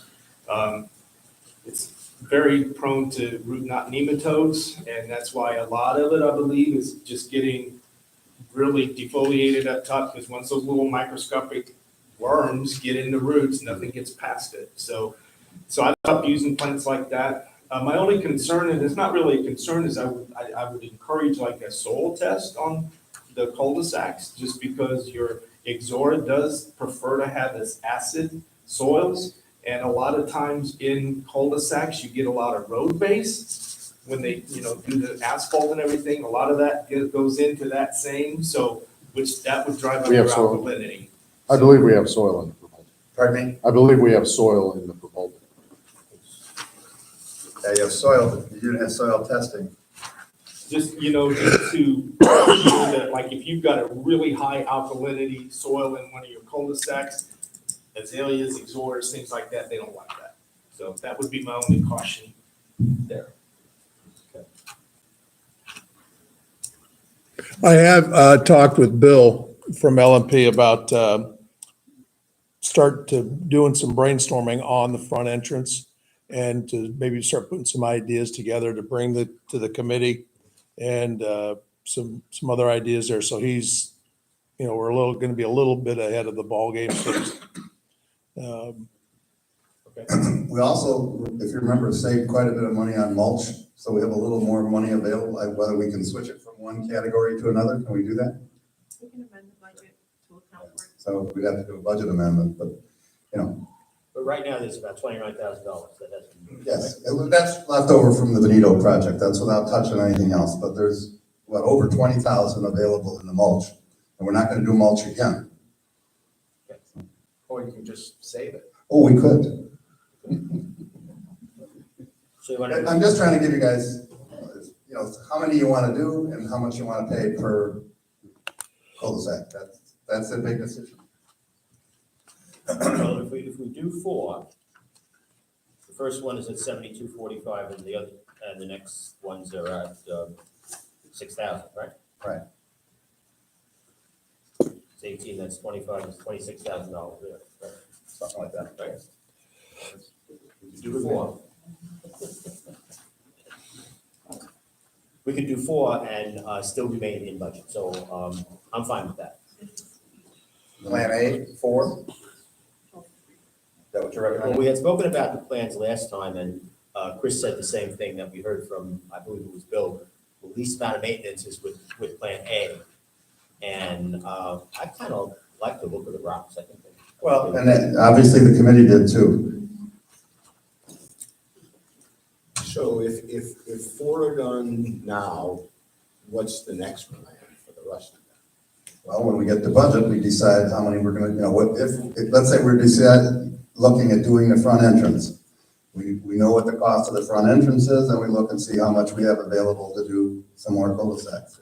We can do it year by year. I wasn't looking to get a $195,000 commitment. I just wanted you to know what was gonna happen down the road, And that road could be a long way. If we do 4, there'll still be a little over $3,000 left. Yeah.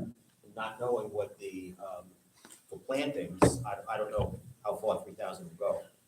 But We're working on the digital image now. As far as we know, they're small plantings, so it is just a rehab of that. We're talking about the front around the fountain, correct? Mhm. Yes. So Bill's working on a digital image. I don't imagine it's gonna be anywhere. Mostly flowers more than plants. Yeah, which is And nothing included structural, at in least your, at this point. in your annual portion. of what needs to be done. Melinda, from my education, from a budgetary standpoint, you can't overspend in one category and underspend in another. You have to amend the budget. If you want to apply the funds towards it, because if not, your line item will appear over budgeted. So landscaping, we won't quote, for example, landscaping replacements to mulch, we won't quote that. It's not accurate on the GL standpoint. So what we would just do is modify the budget, amend the budget, move the funds, and add the line item.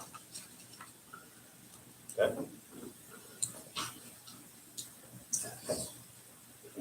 Is everybody comfortable with doing 4? Yeah, we need a motion. I'll make a motion that, that Plan A be used, and that we do the first 4 of the cul-de-sacs that John has indicated, and that would be up to, but not including Loretta Court. So the one on Montaluna, the one on Vestry, the one on Belanza, and the other one on Vestry Court. Those 4, numbers 1 through 4, as outlined by John. Is there a second? I'll second. Just one point. So this standard is being set now that these 4 will be done with Plan A. Yes. The next increment will also be Plan A, Yes. so that there'll be consistency with all the cul-de-sacs Yes. that are done. Okay. And it might be 5 or 6 years. Whatever it is, whatever it is. Okay. Any further discussion? All those in favor, please say aye. Aye. Any opposed? Okay. Thank you all. How soon, Chris, how soon will this get underway, Chris? you want it done yesterday? Well, we're We'll be there before the TV heads up? New hospital. Let's try to beat the hospital. looks like we have to do some work in there as well for that, but we'll get to ordering and get the schedule. Do we need to notify these homeowners somehow? How do we do that? I'll Can you do notify. that? Okay. You know which 4 it is, so We'll take care of it. top 4 on John's list. Thank you, guys. Thanks. Thank you. Thanks, Chris. Any other questions for John before he departs? No? John, thanks for a great report on Thank you, John. the cul-de-sacs. Well, I have a question on, well, I guess it's really not on the agenda to discuss. But we're talking about the entryway. Do we have like architectural designers living in here that we could tap as a resource? Anybody know? Well, you had a guy in your committee who was a landscape architect. One of the committee members had a landscaping business up north.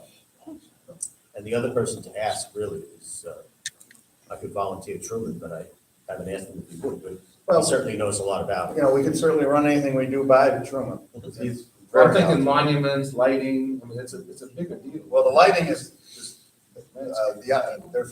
there's electricity out to the front. There is not lighting, there's only one monument that's lit, and that, I think that community did that. Because you have to have someplace where, you know, somebody's gotta pay. No, for I'm it. talking about the entry. Yeah, yeah, that would all be part of it. And How much does your wife know about all this stuff? Only that it needs to be bigger. well, we also have another homeowner that does, Art Bouquet. He's done work here, he's done lighting here, he's worked at a lot of people's houses, including mine. I'm looking Does a at great job. talking like designing monuments. Well, Yeah. he had a landscape business in You're Colorado. talking about the for years. monument itself? Yeah. I don't think that was that would be part of the landscape committee's. We should That would be professionally, decide. we should request proposals, go out. Yeah, that's what we're See doing. professionally do it. Well, we can also go to back to the landscape architect. Yeah, we have a landscape architect. Yeah. Work with. But before we do that, I think we ought to try to hone in on some kind of order of magnitude before somebody comes back with $1 million proposal. Yeah. When we want. Let's see what the landscape committee comes up with at our April meeting. There are Okay. two of the members are working on it as we speak. Oh, okay. Okay, as I understand you, we're simply talking about that half moon in Yes. front of the fountain. Right. We're not talking about No. doing anything else. I am. Well, that's a different discussion. You can bring that up when we get there. Yeah, I mean, we. Now I know what you want to save the money for. Yeah, we've been through this in Yeah. in a big time way, and I would not be in favor of mucking with anything that's been done out there other than that half moon. Yeah. I think that's the scope of the landscape committee is looking at right now. Okay. Okay. Thank you, John.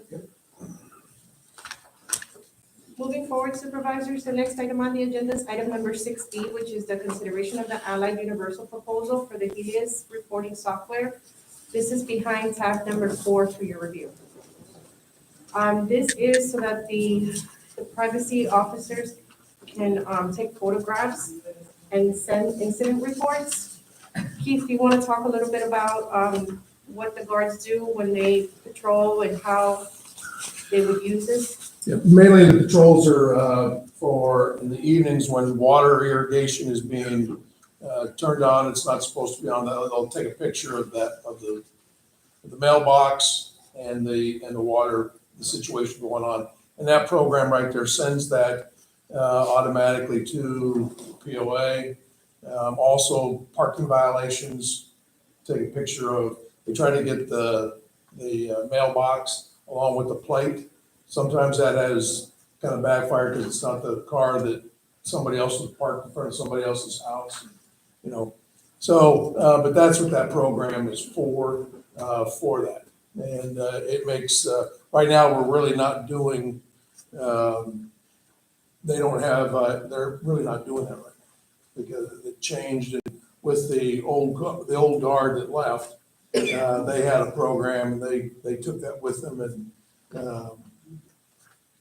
and so that's what I we're. think the bigger issue too, that Belinda and I discussed a little bit, and Keith, is, the expense here is not significant in the grand scheme of things, but the question of kind of, at least my suggestion of why it should come before the board is the discussion you continue to have about what's a POA expense, what's a CDD expense. Right.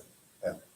That's another time. Yeah, we were gonna take a close look at what the privacy officers do, and are they doing things, I mean, it's a very expensive contract.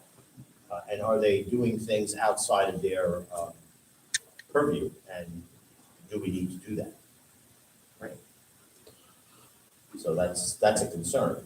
And this program seems great, but it facilitates a couple of things that you might still want to keep. I mean, this is your decision. but that are more POA related as opposed to CBD related. Keith, do you think this will be a big help to the patrol people and the guardhouse people?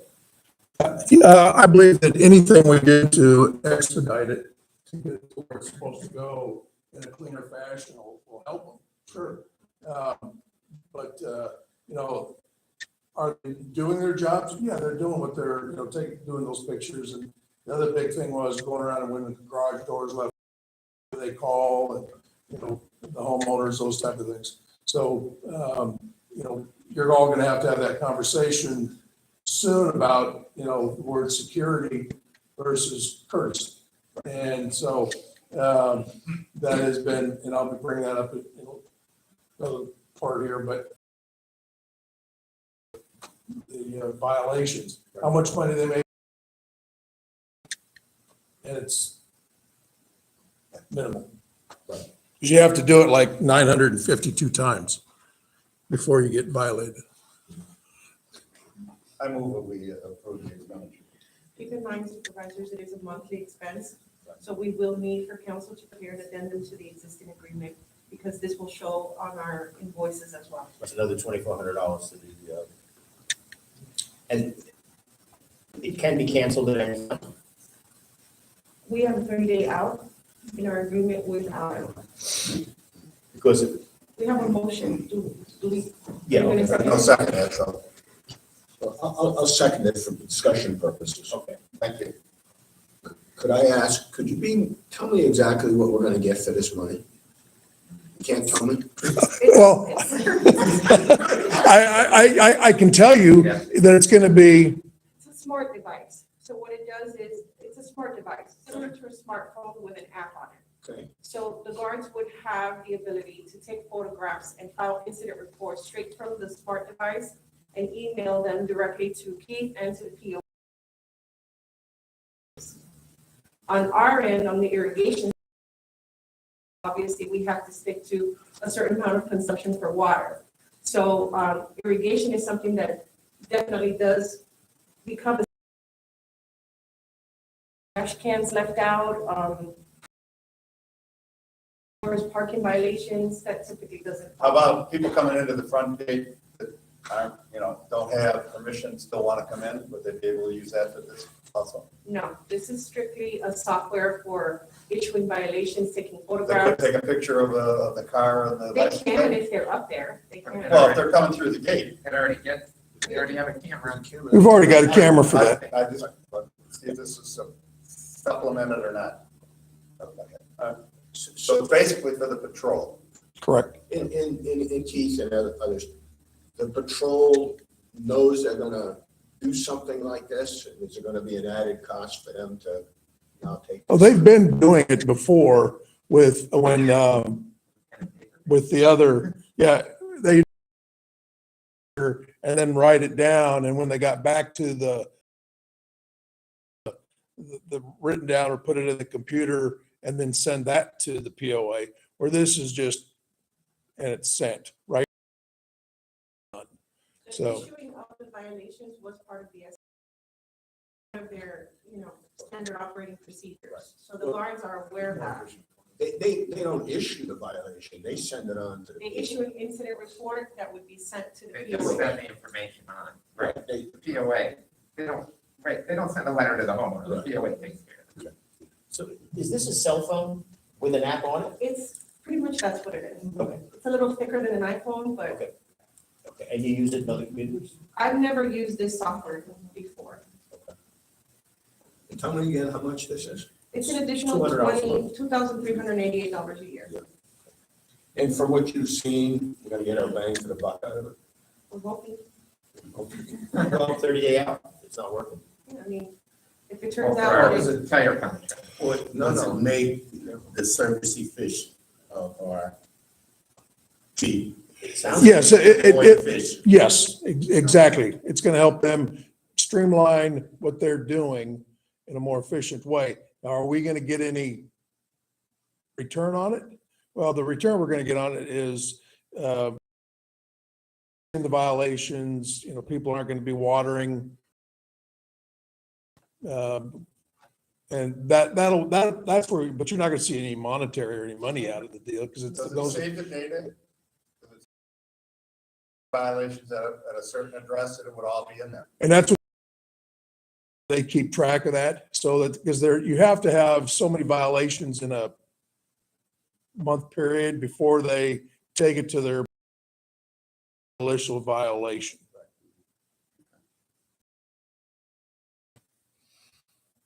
It's just an efficiency thing, it sounds like. Yeah. We have a motion. And just clarity on the 30-day out, is the 30-day out on this software or the Allied contract? This would be added to your existing agreement with Allied, so we would have to amend the agreement. Your question, the existing agreement, I don't have it in front of me. No, I. 30 days out, that's how we usually do it. If you want to get out of this particular software app. I don't think there's a separate termination that I've seen, a separate termination provision just for this software. Well, if something better comes along online, we may want to. There's got to be some termination element to this software. Now, I don't know any software that you don't pay monthly for that you can't get out of at some period of time. That's all I'm asking. I assume you can get out of it at some point. If the guards don't find this particularly helpful, we want to terminate this contract. Well, I can prepare it that way.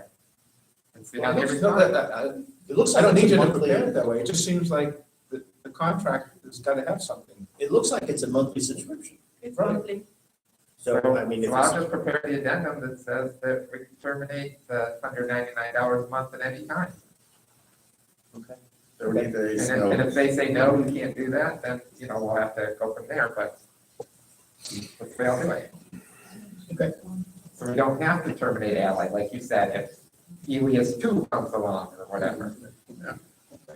Call the question. Any further discussion? All those in favor, please state aye. Aye.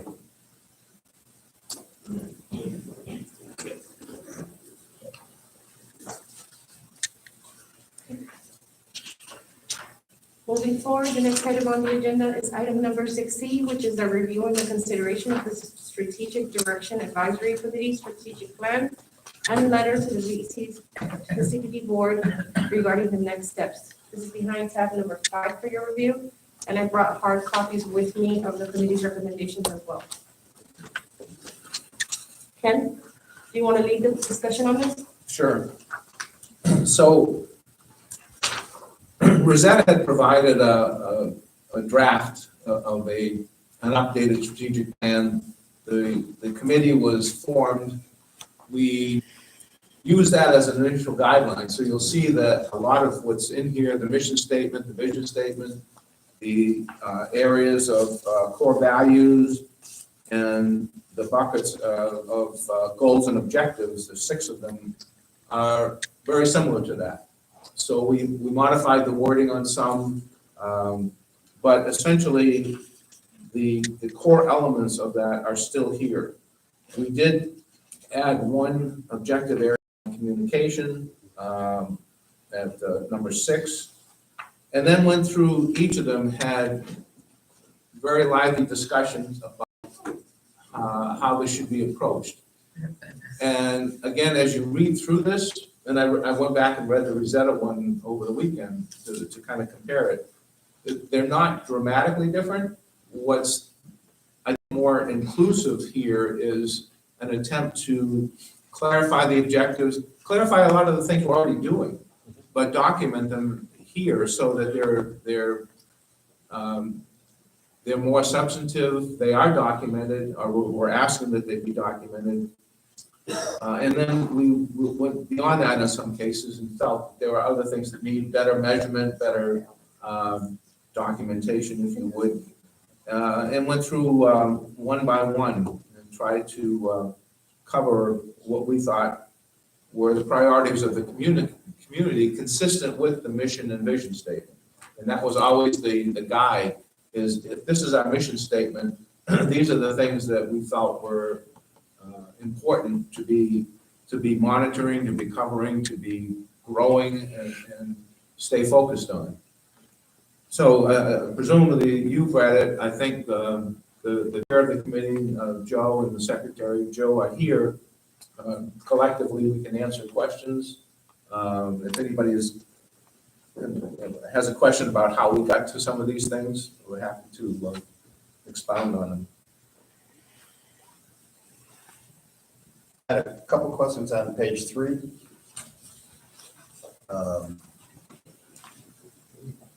C, task the landscape committee to work with the POA Architectural Control Committee to move toward adherence to a community-wide landscape and architectural standards. What does that mean? Oh, I think it means what it says. I imagine you. It means what it says. You got two committees that need to work together to come to agreement on what should be done for landscaping in the community. I think. No, I don't agree. It was more than that. The POA, the Architectural Control Committee, deals with homeowner issues. Right. The CDD Landscape Committee deals with CDD-owned property landscape issues. Rich, how are the two supposed to work together? If I don't understand it, I'm not sure the committee's going to understand. I think the key was the POA looks at streetscape. Everything from rooftops, sidewalk cleaning, the things you can put out in front and you can't put out front. The discussion centered around are the things that the CDD manage consistent with that? Are there sidewalk cleaning, rooftop cleaning, types of plants, those kinds of things? Are we consistent with the standards of the rest of the community? That's the only expectation here, is the standards for CDD property are consistent with the standards for POA property, managed property. I can tell you also, just a little bit of input, there was a big hubbub that happened in Lakewood Ranch. I don't know the full details, but they basically, the POA was saying you can't use these white rocks or whatever they are in your landscaping. And then the CDD went and did a project with a whole bunch of these white rocks. So there's a little bit of that, I think, that goes on too, is that you need to coordinate to make sure that what you're not allowing homeowners to do, you're not doing. That was the whole essence of the discussion. Right. But for example, that the POA says clean your roof, but if the roof on this building, I mean, we should be in compliance as well. Right. That's kind of what we're talking about. Exactly. Can the POA tell us to clean our roof? No. No. They can ask us to. No. Can the POA tell us to clean our roof? No. The river club roof? I've been through this before with Jerry Jasper. Actually, we looked at it together, and there is provision in the Declaration of Restrictions exempting the CDD property. So the POA does not have the ability to do deed restriction enforcement on CDD land. Okay. Which is why we put this in here. Right. But we should be. We're just suggesting that. We should be in compliance. But yeah, I mean, I just don't want to get into a situation where it takes us long enough to do anything here, okay? And the way I read this, I'm thinking, does this mean that we're also going to have to get POA approval, POA Architectural Committee approval for a CDD landscape project? No. Okay. We're just suggesting on those things that make a difference, where there's standards that are set.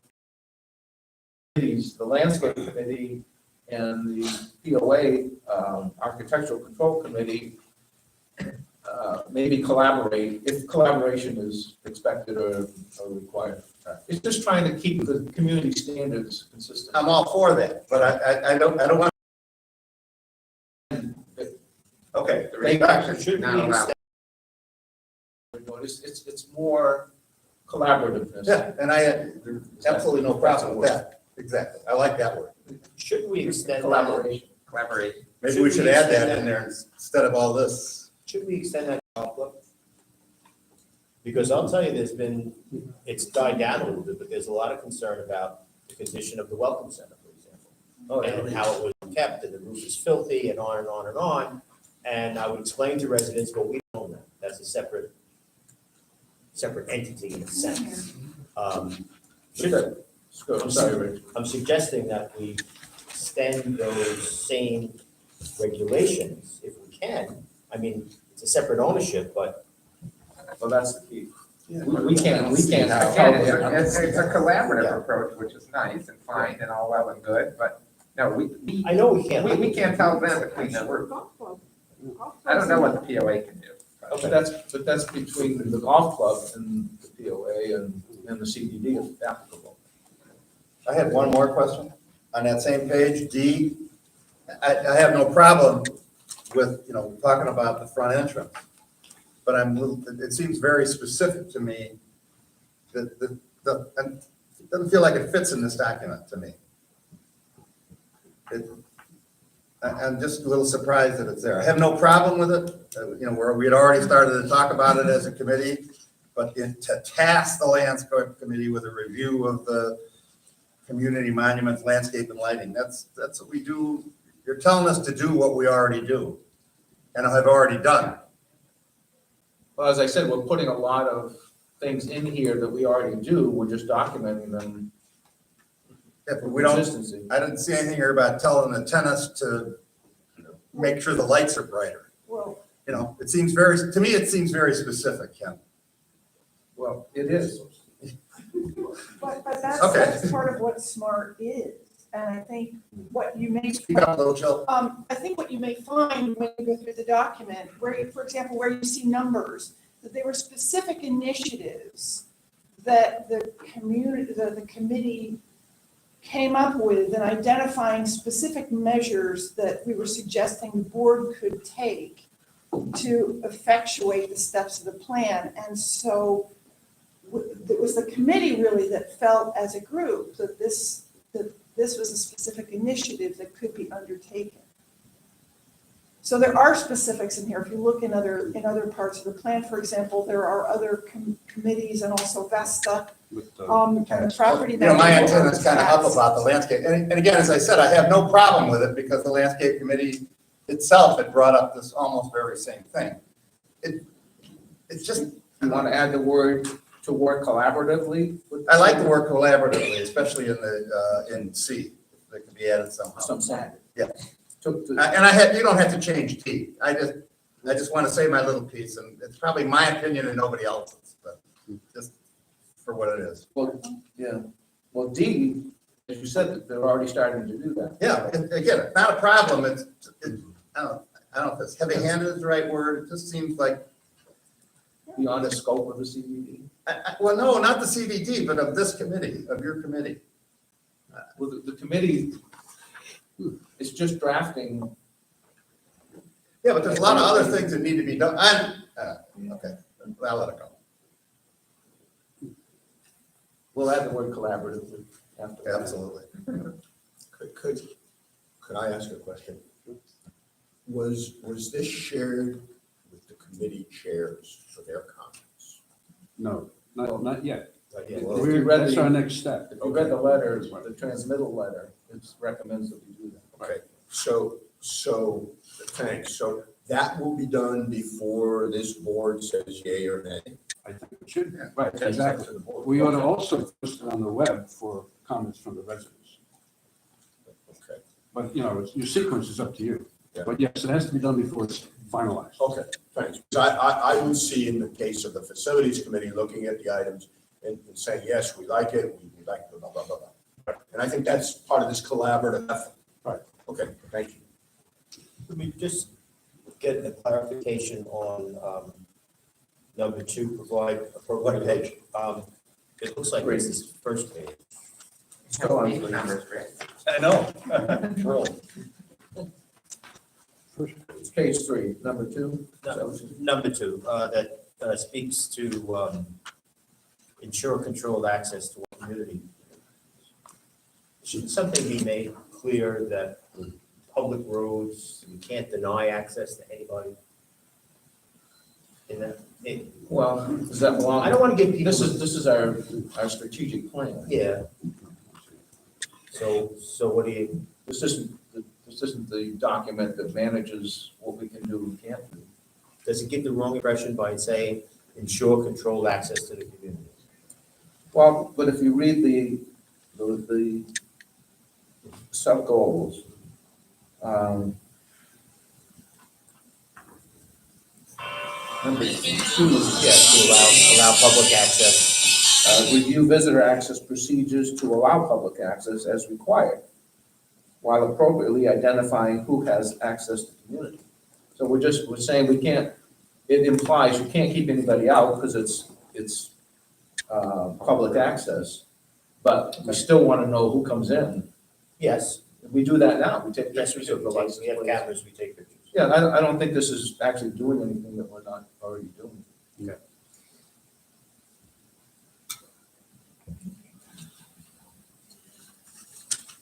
On page 7,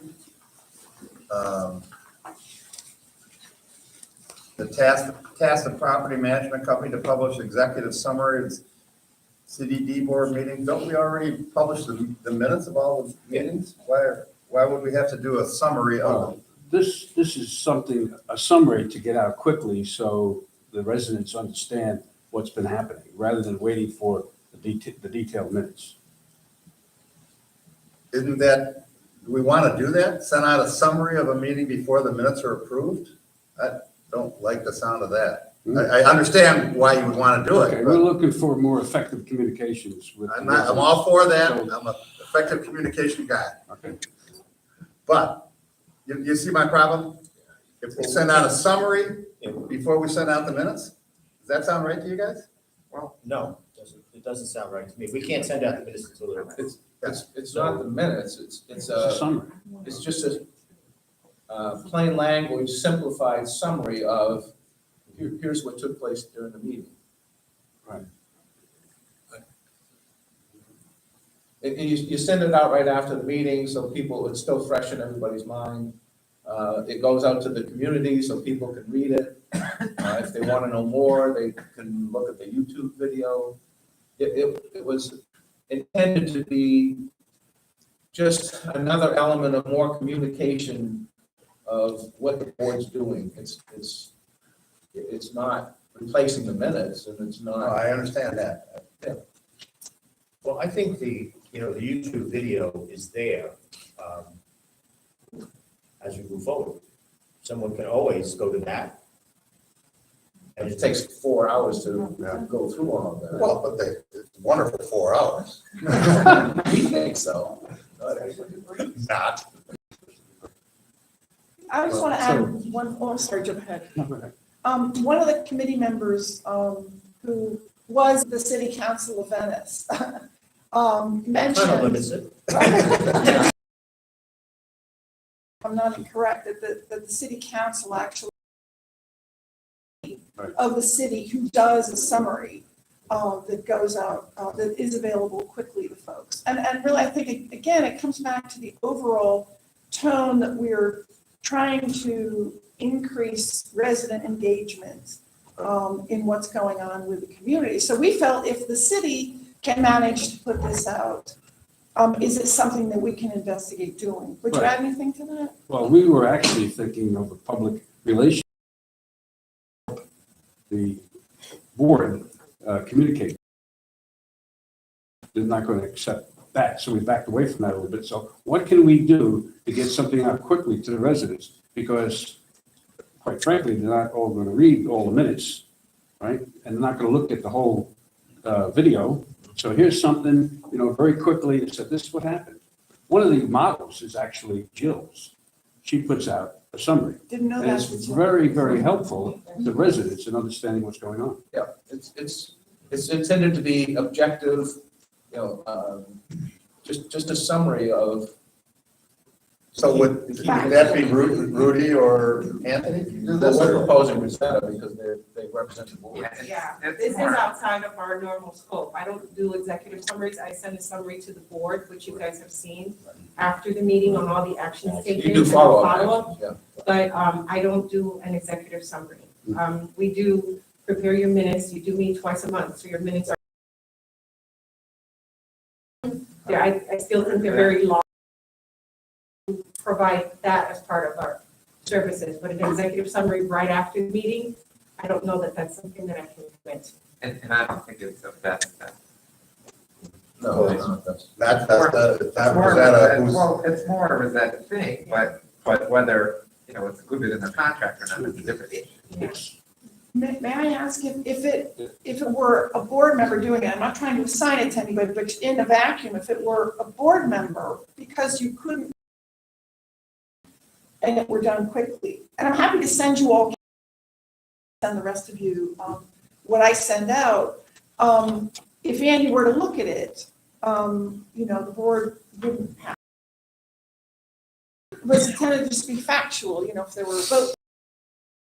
Just literally what was discussed, a little bit more than the agenda, but less than minutes. Don't want to beat it to death. I mean, I don't know if you want to take the summary, Rich, that I sent and just send it out in an email, you can do that. I have a lot of stuff on my plate. You certainly do. And to take on another responsibility like that would be pushing it a little bit. So Suppose Jill gave you her draft and you release it. I'm uncomfortable sending anything out until, because I do read those minutes and I've commented about some of the minutes and I'm much more comfortable once we have the minutes and we look at them. But I have another question I would want to ask you. I commend all of you for trying to get more community involvement.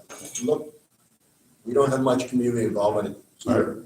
And so I would like to see maybe a strategic initiative that tries to get at how do we engage more of our residents to help us with some of this.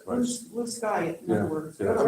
Go blue sky it, go to residents and say, how do we do it? Well, I'm not saying blue sky, and I'm serious about, I think it would be awesome if this room was half filled. Now, maybe it's because the meeting is long and that, whatever the reason is, I don't know. But when you think about almost 1,400 homes and we have 10 people here. Yeah, that's the purpose of the item 6 in here, was to generate more of that communications to get people involved. Well, what I'm saying to you is be more specific about what is the strategic initiative to get more people involved. I don't think sending out, I guess I have some opinions about sending out a summary, but I think it's more than that. I'm more interested in getting a little bit of a crowd. Well, there's half a dozen things that There's a lot, yeah. attempt to get at, some of that. But I don't know that there's a strategic initiative that gets at it. What if we shared the executive summary that Rosetta already presents us with? It's not really an executive summary, it's just, it's an action item list to follow on. Well, duh. Well, Honestly, I asked Jill to be put on her distribution because I wanted to see what was going out to the posse. You haven't told me to stop. But that's And having read it, I said, boy, this is what we need. I mean, this is pretty good. Yeah. And to her credit, it's not filled with opinion or anything else. And she's just straightforwardly summarizes what Jill, no opinion. I'm serious. Don't tell anybody. Well, that's why I wanted to get it. Well, let me pose I think this. she does a very fair job. Let me pose this to you, because everybody has their obligations here, various committees and this and that. Strategic planning is going to end, right? Are you saying you want to take on putting together a summary and send it out after the board meeting? Here's the rub there. It's not that I wouldn't. I wouldn't mind doing that. My concern is, I don't know that I can. And maybe Andy will say otherwise, but my concern was, if I have to draft something, send it to the group for approval, wait till the next meeting till it gets approved, that defeats the purpose. Sunshine laws come into. Can I communicate on behalf of the board without the board approving anything? You can. I mean, it doesn't violate the sunshine law. It's a But question you of can't whether. ask us. I just can't copy You any of the rest of the board. Draft something And then this say, afternoon. Rich, what do you think of this? Yeah, you can't do that. He has to simply, You have to trust me. So, right, it would come down to you trusting that Ken is gonna Oh, adequately reflect what took place at the meeting. Well, and at the next meeting, I could be chastised because Publicly. publicly ready for all of that. sending out some. Want to see the score? I have some. Yes, you do. Yes, you do. Well, if, I would take that on. I have no problem with that. I mean, all you're gonna do is Sending taking today's, I'm uncomfortable with all of this. I think we're trying to hurry up to get something done here that I think most of us are uncomfortable with. Well, we're trying to find ways around doing something here where we haven't thought it through well enough. And I'm just uncomfortable putting out something to the community I'm not comfortable with. Well, until you approve this plan, we're not approving anything to be done. Well, while we're at it, D on that same page, create and utilize a resident database of expertise skills. Who's gonna do that? That's gonna be a biggie. see, I like that. I'm not saying it's not a good idea, I'm wondering who's going to do it. The question that came up before, don't we have people in the community that Yes. landscape? Yeah. Well, this speaks exactly. Yeah, I think it's a great idea, but who's gonna do it? That's all I'm asking. You didn't task any particular group for that. No, Sure we did. the board would have to do that.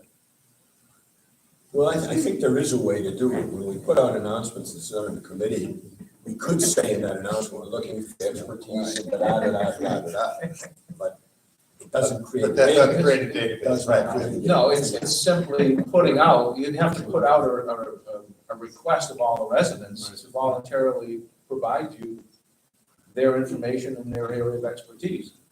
You put it into And then we a run Word into document. issues with, insurance and other issues with volunteers. And, you have a landscape architect that designs a monument that falls down, we pursue them for their insurance. If a resident designed it for you and it falls down, we've got issues there.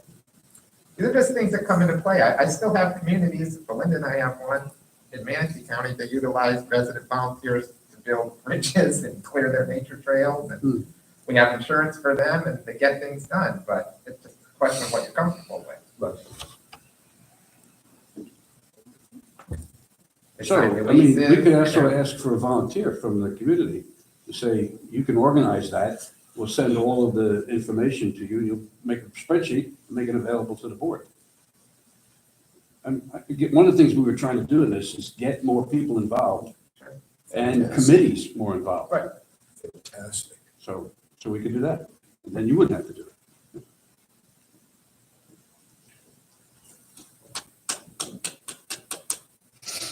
So what's the next step of this?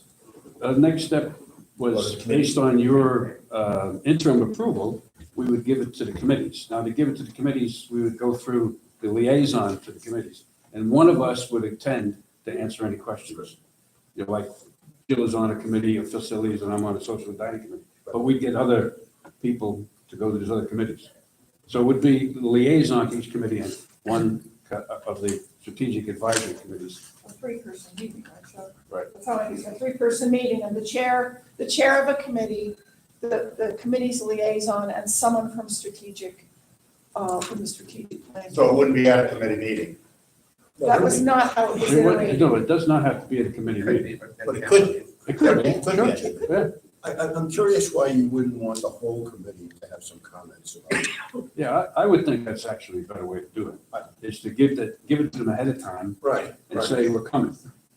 Yeah. And we'll be there soon and answer any questions you have. And we're not looking for past issues. We're looking for strategic thoughts here.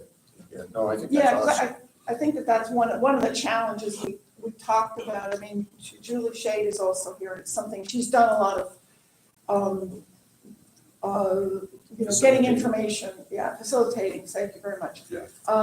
Focus groups. But, we thought we might be able to, focus discussion a little bit better, if it was just three people, but I don't think there's anything we couldn't go to the entire committee. We just want to I be think sure. there was also a concern of stretching it out for months. Yes. To get all the. But I would Well, that's- I would welcome sending it out to the facilities committee, have you or the representative come, have a chat with us, and then give you some feedback. I Exactly. think that's awesome. Yeah, so actually, it's probably already in the minutes. Of course, you might want to make some changes to it, but it's been published kind of already. It went out to everybody in the agenda. Yeah, the assumption is that everybody in the community is reading it, and we know what happens when you assume. So, So we have to point it to them, right? But, yeah. I wanted to ask Andy a question specifically about this, right? So I sit on the facilities committee, and so let's say, Joe comes to talk about it, I assume that I need to march them, keep quiet. Yeah. When it's- Oh, because there's two, Because otherwise I would be violating sunshine. You don't want to engage in discussions with him about your strategic planning committee. Just want to be clear. okay. Well, but you would be the person for the facilities committee. I don't know. Planning. Oh, it would be. I don't know if you need. Yeah, you could just do that. I wouldn't go. Can I make a comment on the timelines for the proposals and costs? This says May 1st. Speak up a little, Belinda, please. This says May, I'm sorry, I have this mask and it's annoying. There's a timeline for May 1st to determine priority and budget for bank restoration projects, and there's some items also for the River Club. May 1st is when our agenda would actually be due. So I don't think that that's an attainable timeline, because we would have already presented a draft budget to the board at the second meeting of April. So, Jill, I don't know if you recall, but we go through probably 2 different reviews. This year, our budget has to be approved at the May 23rd meeting. If not, then the board would need to move the June meeting up, because our June meeting is June 13th, and it's not enough time for us to submit our approved proposed budget. It has to be done by June 15th, and that doesn't give me enough time. So I want the committee to take that into consideration. I think April is an attainable timeline, especially for Rick, since he conducts his inspections early on during the year on the lake bank side. I don't know, I can't speak for Rudy on the River Club side for improvements. I'm guessing that he's probably gonna be in the same boat, where they would need proposals April to incorporate into the worksheet so that we can finalize the proposed budgets and send them to the board on time. We were trying to put it into the budget cycle, so we didn't have that input. Yeah, our meeting schedule this year is it's very tight. It's a tight timeline, but we do have to have it in by June 15th. So if all the May 1st would change to April 1st? I would say April 1st or no Okay. later than April 15th. Okay. We'll say April 1. I wouldn't say, yeah, Okay. yeah, okay. April 1. This way Rick can set his schedule, for going forward, he can set his inspection dates knowing that by April 1st, he has to have all of his bids in for all of his restoration projects or any project that should be a part of the proposed budgets. okay, that makes sense. Thank you. Mhm.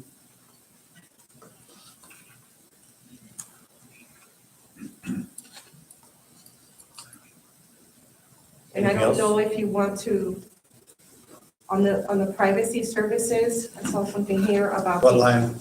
The privacy services, the assessment of privacy services, and make recommendations to improve.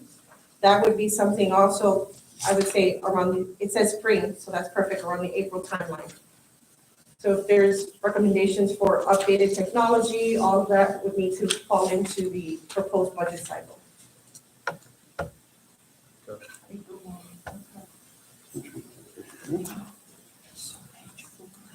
Does that work for you guys? Yeah, we wanted to get it in the budget cycle, we just didn't. Okay. We weren't sure of the timeline.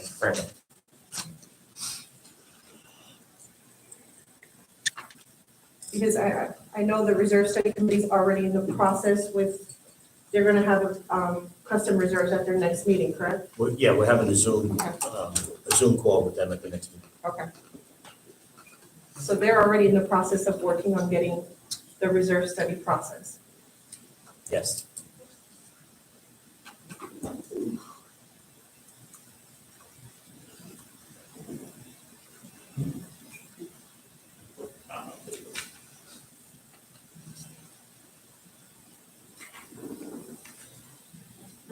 Was there any Good. other, We're good? any other comments? No, or we were just looking for guidance as to next steps. The next step is to go to the committees. Joe, you're all right with that? Yes. Yeah, I was just looking to see if Julie was waving. She was. That means we have to meet with all the committees in 2 weeks. I don't even need. Well, if you need it by April 1st, today's March 14th. No, there's no, This is- there's no timeline on this strategic plan getting approved. We're talking about, Not we're this talking year. about next year. But you wanted it in the budget cycle if there was anything in there, so I'm just trying to understand if you're trying to meet with the committees prior to April 1st. This is pretty tight. The May 1st and April 1st are for an ongoing basis. Not for It's this year. unlikely anything's gonna get done by this April 1st, for anything. Yeah, not for this year, Julie. This is a multi-vote plan. Okay. Yeah. Oh, you're just talking about the dates in the document. Yes. Got it. You know, what we would need that would be helpful would be copies for all the committees. You know, To get them beforehand. arrange, yeah. Yeah, we'll have to make some changes. We have a committee meeting tomorrow. Okay, We'll finalize that, and then make a distribution to the different committees. Okay? sounds good. Just so I'm clear on that, You know what, instead of making copies, you could send it by email. Yeah, that's what we Yeah. To all the committee members, all their names are in the okay, newsletter, fair enough. and it's accurate. Just want to be sure that's what you were asking. Yeah. Should we warn, not, notify our committees that this is coming? So that, That would be a good idea. Can I make a suggestion?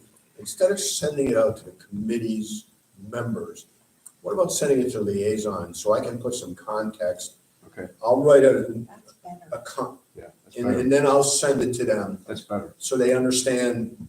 And I'll tell them about you're gonna come to a meeting, we're gonna discuss it, da-da-da-da. Okay, good. That's fine. okay, I get to do the You already same have thing. that. No, I know I haven't, but. So we'll send you the final copy to each one of you, and you'll distribute it to your residents. Yeah. Right? And then I'll. So are all, do all the committees have a liaison officer with them? Yes, Yeah.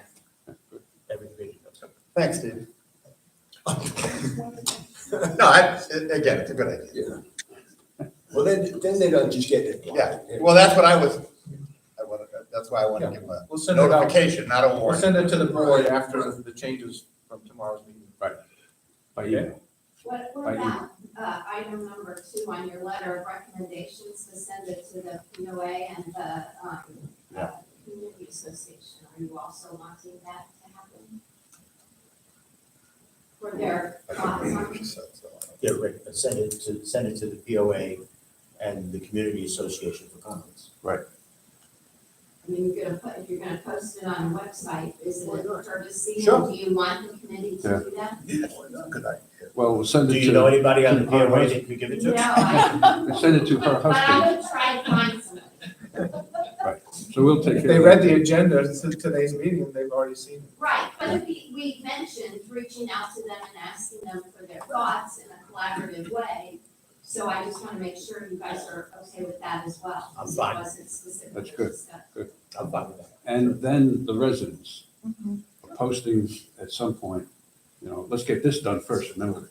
go That's the to- final stage, before approval. Yeah, I'd wait on that until we've got feedback from the committee. Exactly, yeah, that's what I'm saying. So we'll do this first and then send it to the residents for comment. That sounds good. And we'll organize all those comments and bring them back and see which ones we recommend to change. So maybe some changes. Okay. Let's move on. Okay.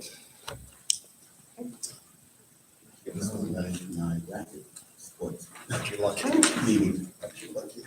So moving forward, the next item on the agenda is the review and consideration, the consideration of the VIP network proposal for the new phone system, which is behind tab number 6 for your review. Keith, do you want to give the board an overview on this? Yes, thank you. What you see is a proposal for the phone system for the Venetian as a whole, the building. Right now, I think I'm spending $300 a month just on my phone system, which is different than what Rudy has for Wi-Fi cable coming free, right? And so, this has 13 phones in it, and you can put the main one up here at the front, and you can call in and say, you know, would you like to reach the CD office, press 1. So you want to talk to Rudy, press 2. You want to talk, you know, it has a whole, you know, litany of things that you can do to it, and you can put in there for making reservations for dinner, whatever, then it goes to the whatever office and you take care of it at the POA. All right, so, and it's $390 a month if we use the fax service as well. And, but that's for the whole building. And Now, you're saying your phone individually is about 300 a month. yes, So, are you saying that this is actually a savings? yes.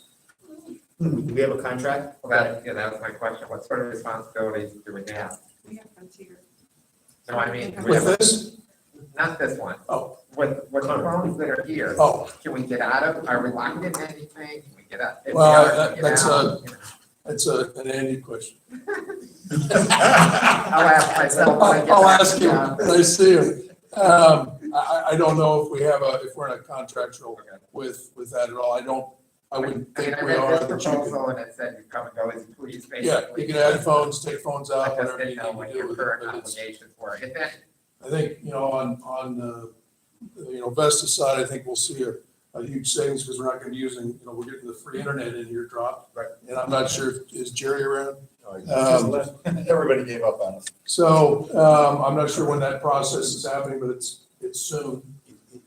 There was a little slip in some things. I'll talk about it a little bit more when we have the report. But, you know, I can't see this being a bad thing. I haven't had a real chance to talk to Rudy about it, but I think it would streamline everything that is going on up here. Certainly, you know, take a little bit off the young lady up front. And, you know, we don't, and when the POA comes in, then we're gonna have to run more lines anyway. All right, and so this kind of gets away from having to run more lines. I had to have my phone switched from that office down there, down to the other one, and it just gets rid of all that. I think that, I like the idea of this, you know, anything that will make it easier, especially with, you know, press 1, press 2, all that kind of stuff. What my question is, can we get out of the current contract? And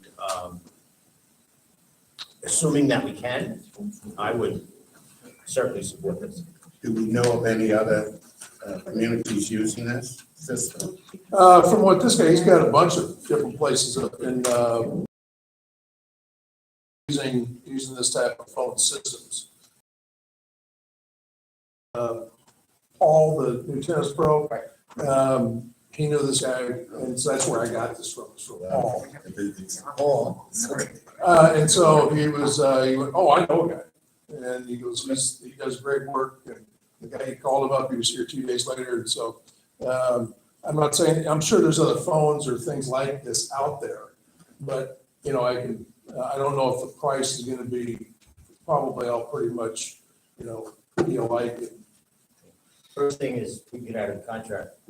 If we have, yeah, I just remember, I have a recollection when the prior general manager was here, negotiating some sort of phone contract. I don't know whether it's up, whether it's, you know, even still an issue. But I wouldn't want to buy these phones and find out that we're locked into 2 more years or something like that. That's why. Yeah, we're not buying these. I understand. Spend any money. Right. And we have these phones like this at the office, and they're great, it's an awesome idea. I just don't know what your current obligations are. There should be a file here with the contract. Right. Rudy, are you willing to chase that down? I know you're gonna want home. I've just added to the fourth page. Get it. Well, can we do a qualified by motion subject to us approve this, subject to Andy advising us subsequently we can get out of the other phone contract? You could, or you could wait till we decipher what your current obligation is. I mean, well, 2 weeks I wouldn't think it would. Okay, all right, so let's wait the 2 weeks and do some more research, come back to us, and we'll deal with it next meeting. Oh, yeah, no, that's cool. I want you to be comfortable. Well, thank, Rudy's got to be comfortable. And Rudy. he's got, yeah, he's the one that's got the majority of the phones, so it would help him. We'll pull out the old contract and, I'll be glad to help, you know, take a look. Oh, sure. Mike, bring the next. All right. You can get a break. Okay, move on. The next item on the agenda is the discussion regarding the capital reserve accounts. Rich isn't here, but I'm sure the board will recall that the board approved the recommendation. Can you speak up a little? I'm The sorry. board approved the recommendation of the reserve committee to transfer funds into separate capital reserve accounts. We did discuss that this wasn't going to take place until after the new fiscal year and after we had received all tax funds, because we use those funds towards the payments that we need to make for operating expenses at the beginning of the year. Right.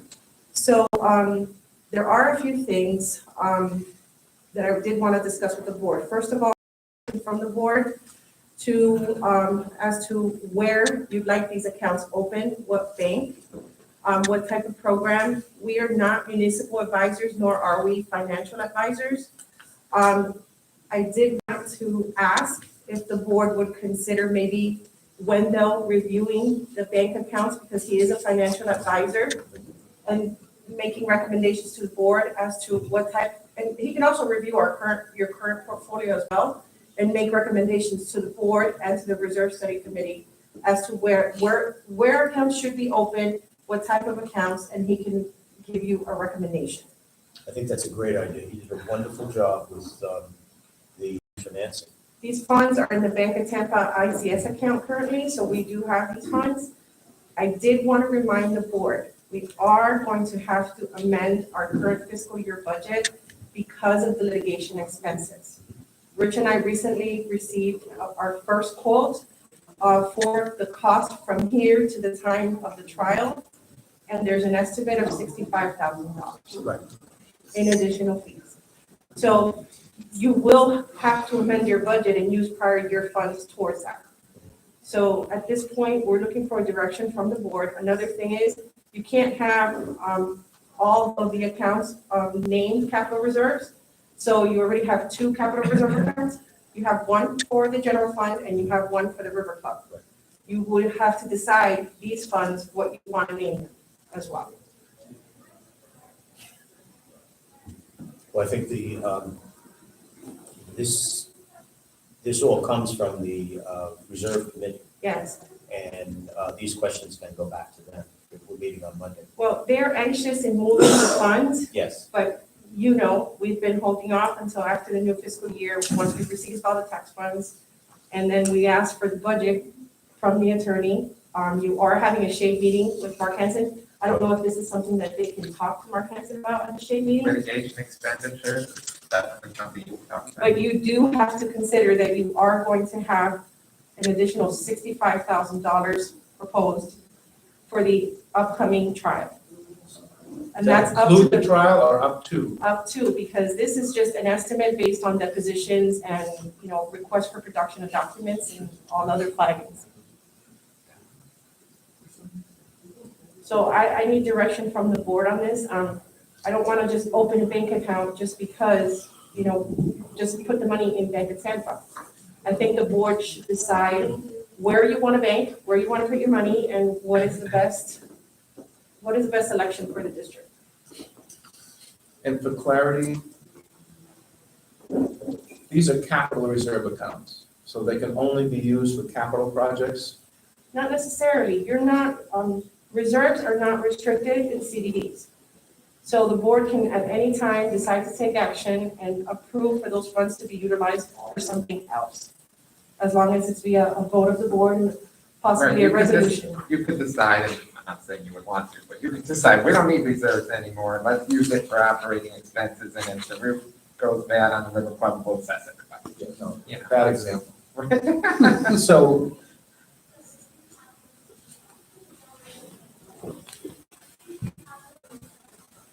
Why do we need additional bank accounts? Why can't they go into the 2 reserve funds we have now?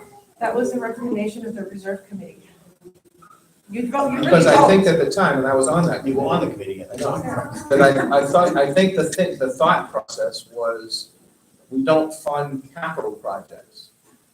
We have a reserve for replacements, but when something new comes up, never done before, e.g. pickleball, we don't have a capital reserve account where those funds could come from. I think that was the essence behind it. You can But if what decide. you're saying is, it doesn't matter whether it's capital or traditional reserve, the money can be in the same place and used for either one, then I guess I'm questioning the decision that was made. to open additional accounts. Then Why not maybe, just put them in the 2 we have? Then we only have to decide how much goes into each Yes, from yes, the surpluses. yes.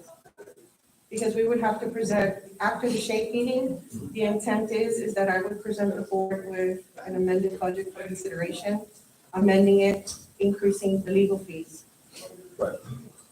I guess, Rich, I can't go to the reserve committee meeting anymore, but maybe that's your meeting Monday or the next Monday? I mean, you can also, as a board, direct us, staff to move forward.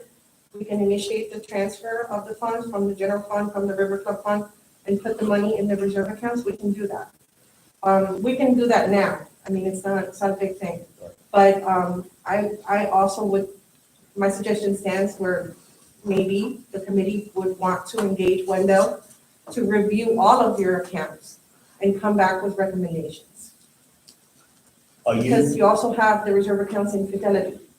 yes, are you okay with talking to the committee chair about this? I can send Cheryl correspondence and ask her to give me a call, yeah. Okay. Would you do that? Sure. We also have several $100,000 more in cash than we had a year ago. And I wonder if some of that cash can go into an investment account, short-term investment accounts to be getting some additional interest.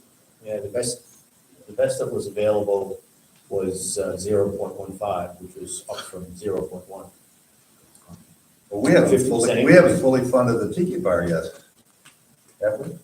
No, we're close. We have 170, don't we, 140. 178. Okay. Yeah, What was 100? we're close on that. Steve will get us there. I'm gonna talk about. All right, so you're gonna contact Cheryl and have a discussion with her about this, and we're meeting on Monday. And are you going to speak to the committee regarding the possibility of engaging Yes, Prague? yes. You can mention that to Cheryl as well, and this way she can put it on the agenda. And And also the question of, do we need separate capital reserves from standard reserves? I mean, why manage 2 more bank accounts if we don't have to? okay, well, again, you were on the committee at the time, so you know what a little bit of what the background was, and maybe it isn't necessary. I'm thinking now, again, I'm smarter than I was 6 months ago. Because you're hanging around us. Exactly. Just by being with us. I learned a lot. I have learned a lot. So we're close to the 3-hour mark. Yes. So I am going to send a communication to Sharon. I'll speak to her so that she can bring this forward with the committee at the upcoming meeting. Okay. So we're going to move forward with consent items. Item number 8A, which is the acceptance of the advisory committee meeting minutes, which are behind tab number 7. We have the landscape advisory committee meeting minutes for January 10th, reserve advisory committee meeting minutes for December 20th, January 17th. And we have the strategic direction advisory committee meeting minutes of February 8th. Move approval of those minutes. I'll second that. Was that Rich? Yes. Any further discussion? All those in favor, please state aye. Aye. Move on to staff reports. Andy, do you have any report? Couple things. Just to remind everybody that we are all set for the Sunshine Workshop the next meeting, March 28th, but at 8:30. Are you gonna send a note to Gary, send a note to the committee members? Okay. I think we've done that in the past, I think it's helpful if you go to sleep. So I'll be prepared for that, and we have advertised it, so if many board members want to come and hear the show, you're welcome to. Are you gonna send us anything to attach? Or Um, will you just distribute it at the meeting? Whichever you prefer. I think if they get an attachment beforehand, they can prepare questions. And then I can work with Gary when she wants to set up. Okay. I will have something to distribute, so, you know, we can do it ahead of time if you think it's beneficial. Does anything change? In the sunshine law, nothing significant, no, there's a couple things. Become more restrictive. There's a couple things in the legislature, but nothing significant. Second item I wanted to update the board on is that I did distribute the POA leads. I got a few comments back from Ken, thank you.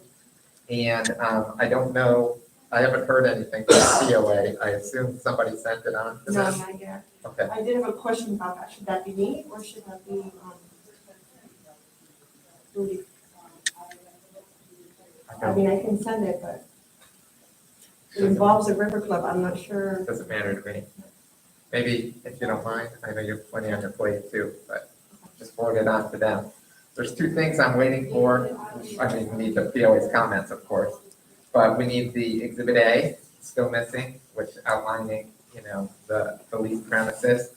And then I'm still working, Rosetta Finance is still getting back to me with some questions as we sort through the issues with bond counsel. Again, I don't anticipate a problem. I mean, this is, you know, $1 lease or whatever, but we have to run that gamut and make sure that we don't jeopardize anything related to the tax exemptness of our bonds. So I've been corresponding with them. They had a few questions and Rosetta Finance is assembling the information that they need. Other than that, I sent the board a memo from. Can we stay on that lease for a minute? Sure. Is there anticipation that the lease will be signed before the next meeting of the board, of this board? I think it kind of depends on what the POA's feedback is. Well, I'm looking for some guidance on the construction aspect of it. We had a meeting with the contractor, and I would say he's somewhat ready to go. And we've had some discussions this past week with the interested parties, and everybody is fully on board. So if you'd like, we could have a motion to authorize the vice chair to. We're looking for some guidance from To the execute board it, here. you know, subject to staff approval, because we certainly need the POA's comments, they haven't seen it yet, so. Well, the other issue is who's gonna pay for it? The POA is, in the lease, is paying for the repair, so right, doesn't have to agree to it, things along those lines. Well, they've been posturing a little bit, and I think that's fine. Do they have separate counsel? Yes. Yeah, okay, so he's reviewed it? Or No, Belinda's just going to send it to them now, so I don't know how long it will take them to buzz through it and provide that comment, I don't know. And I'm assuming it takes a board action, they have to have a board meeting to approve it, I'm assuming. I doubt that it's gonna happen in the next 2 weeks. Okay. So what I Yeah, think they they're have, saying. they have a meeting on Wednesday. They have an emergency meeting on Wednesday. Okay, so nothing will happen probably. Right, probably, if we're lucky, and hopefully we will be, you know, we get their comments back. I had a few minor things from Ken that I will fix. So Once I have everybody's comments, we can bring it back on the 28th overhead. So we can tell that there's some issues with probably he's gonna have to develop a little bit of plans to get it through the city. So. That I don't know. He's got somebody that will do that, I'm sure there'll be a cost for it. He's looking for some guidance on when, and I'll tell him we're okay. I think so. Okay. We have to go to the city to make the internal changes? Because there's some electrical, there may be some HVAC, but there's definitely some. And then the only other item is I sent you a memo from Regina with regards to the closed captioning issue. Long story short, I think that we're okay. That's what I wanted to hear. So. Are we gonna go ahead with the YouTube generated caption? Or is that, or we don't have to? We don't need to. Okay, I got the impression. I think that we maybe I should read it use the wrong. auto-generated captions for the YouTube videos. I think is what Regina is saying.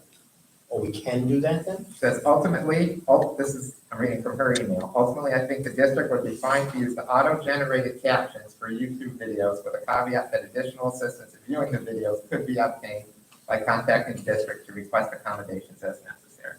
Right. So I think that we should use the auto-generated. It's not, doesn't cost anything, right? Just sort of- Oh, I don't know. I don't know how to get it on here to do it. We've got to, we're on YouTube, and how you get it to do the right, I don't know.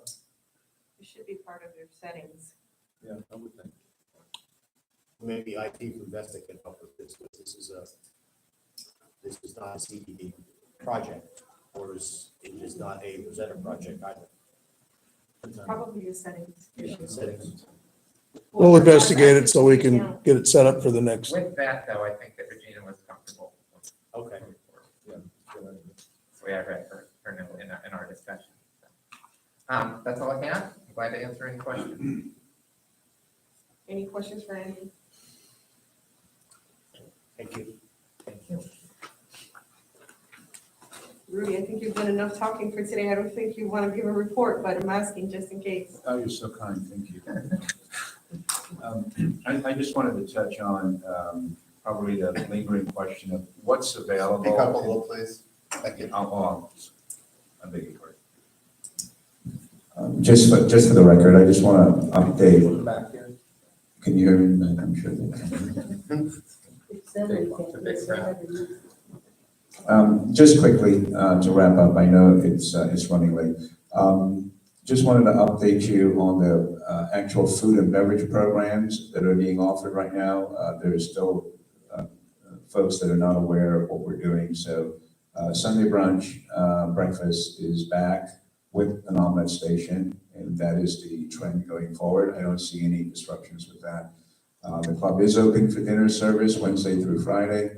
The club is open for lunch Wednesday through Saturday at the pool and inside the clubhouse. Sunday lunch at the pool will resume in 2 weeks. That's the only service that we had previously provided that we're not able to provide at this time, but we're close. We're close to getting Sunday service, Sunday lunch at the pool restored again.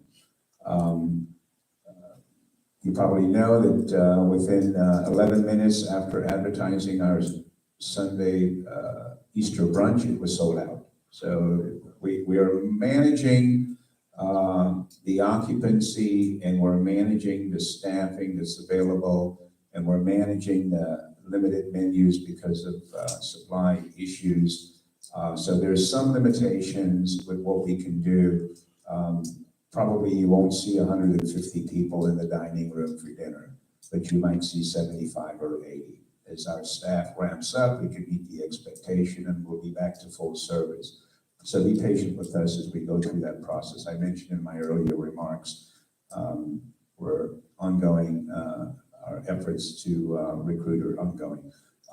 Again, we do strongly recommend that if you're coming to dinner or breakfast, that you use the online reservation system, as these events are filling up very fast. Easter is a good indication of that, and that helps us to plan accordingly with respect to the limited staffing, menus, and the seating capacity. A couple of FYIs with respect to the adjustments we've made with the management team. Resident ID badges are being issued through the Tennis Pro Shop in the interim as we get a new resident services and membership director on board. That person should be here sometime around the 21st, and we anticipate they will hit the ground running as they have some capabilities in this area. That position would also be a notary. There was an inquiry as to making sure we have a notary on site. With the personnel changes, we're working with our vendors to update the websites, to update social media, telephone directories, and update the messages. There's old messages on there from former managers, and so we're working diligently to expedite that process. In fact, I have a meeting later on this afternoon with the telephone folks, trying to get that done, and you know what a challenge that is, trying to get them out here. With respect to some projects, we've received the final tiki bar equipment, not to steal your thunder. I know you'll touch on that. We've shared a copy with Belinda. We'll also, Andy, forward you a copy for contractual purposes. We're also obtaining bids. This is more of an asset management security issue that we need to rekey all of the exterior doors and some interior doors with respect to sensitive inventory areas. Just about everybody in the building has a key to everything, so we need to get that back under control. And then one final note, the fitness center, we are installing new ceiling fans. It's scheduled for March 28th. That's something that's been on the docket for some time, and we're happy to make that happen. We'll send a copy forward to Belinda and others so it's part of their discussion. That's all I have. Any questions? Rudy, why do we set up in this room when we could be in that room? We had 15 guests today. Yeah, I don't know the answer to that question. I think it's just a standard practice. We certainly can make that happen.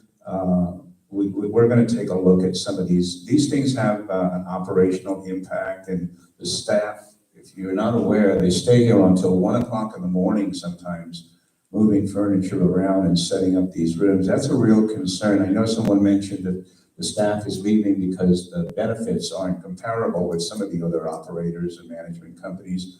But the truth be told, the staff, one of their real dissatisfaction is the fact that they're servers. These young ladies are coming here to work for tips. That's how they make their money. And to have them stay 3 hours after we've completely serving dinner to move furniture around at $8 an hour, we got to fix that. That's just not good. I know you mentioned it before. The other thing, and I don't know, I feel badly that the two of you have had to take 3 hours out of your day for this meeting. Is there any way we can help? I can't imagine how frustrated you must be with everything you have on your plate and to be here with us for 3.5 hours. Is there any way we can not have them here for the whole meeting? Or reduce our meeting time. We need to do, it's something we need to. I will address it with Anthony. I know Anthony, this is a day off, and truth be told, we were trying to get the staff here today to introduce all the new people, but they've been exhausted. It's been such a demanding week for them. I called it off at the last minute. Anthony's diligent. He wants to be aware of what's going on, but we'll certainly adjust his schedule so he can enjoy his day off too, like the rest of the folks. Just going forward, I think it's up to, we need to be cognizant of what we're asking these men to do. Well, what we can do, I think that would make a lot of sense, is as we have the engineer at the beginning, rather than, and instead of having you at the end of the staff reports, at the beginning of the meeting, and then you go about your day. Okay, we really appreciate the consideration, and thank you for being so thoughtful. Thank you. Can we do that for the next agenda meeting, or the next? At least try it. As the agenda is made, put Rudy at the beginning of it so that he can give his report and then go. And if there's something that we need to speak with you about or whatever, we could always. Absolutely. I'll come back in and brief you on any odd issues. Good idea. Thank you. Thank you. First good idea this year. Yeah, I was waiting. It's already in the middle of March. Already, I was waiting. Thank you. Keith, do you have anything to report? Few things, the welcome home sign is up on the arm. Yeah. And so, well, it just went up a little bit ago, the stuff we used to put it up, so, welcome home. And then, I had some concerns from some people over at Bella Vista on the back side, behind the Pond 16. And I should have brought it up a couple weeks ago, but there's a barbed wire fence that runs down through there that is as old as the property. And it runs along that road that goes back there to the fish camp. They're wanting fencing all the way down behind there and all the way back around for security. Now, what that would entail is digging all the hedge up, it's there, to put in fencing along there. I told the resident that I would talk to you all about it, and however you want me to, look into it, don't look into it, get a fence company out here to get an estimate for, a couple miles of fence. Security wise, I mean, it is becoming more and more of a concern. We're having requests about out on Laurel Road going down, since that project's gonna be going forth over there, finishing that fence and taking it all the way down. I've had, quite a few phone calls about that as well. So it's just something that is, yes, sir. Have we had any incidents? Not really, but they're just concerned that, with what's gonna be happening over there, more and more people are gonna be here. The building that's going all the way around us. People do walk through and they do go fishing and, those type of things. We try to put a stop to it, so, and trespass who we can trespass, but it's not a real, issue. They got a barbed wire fence. Well, it's this tall. Can It's not- See it from the golf course. I think in fairness, there was some kind of an issue that happened here a couple, 3 weeks ago. And a resident, I think, has been very vocal about that with friends and neighbors. And I think the bigger issue is we don't have a wall outside our gate. We really don't have a gate out there.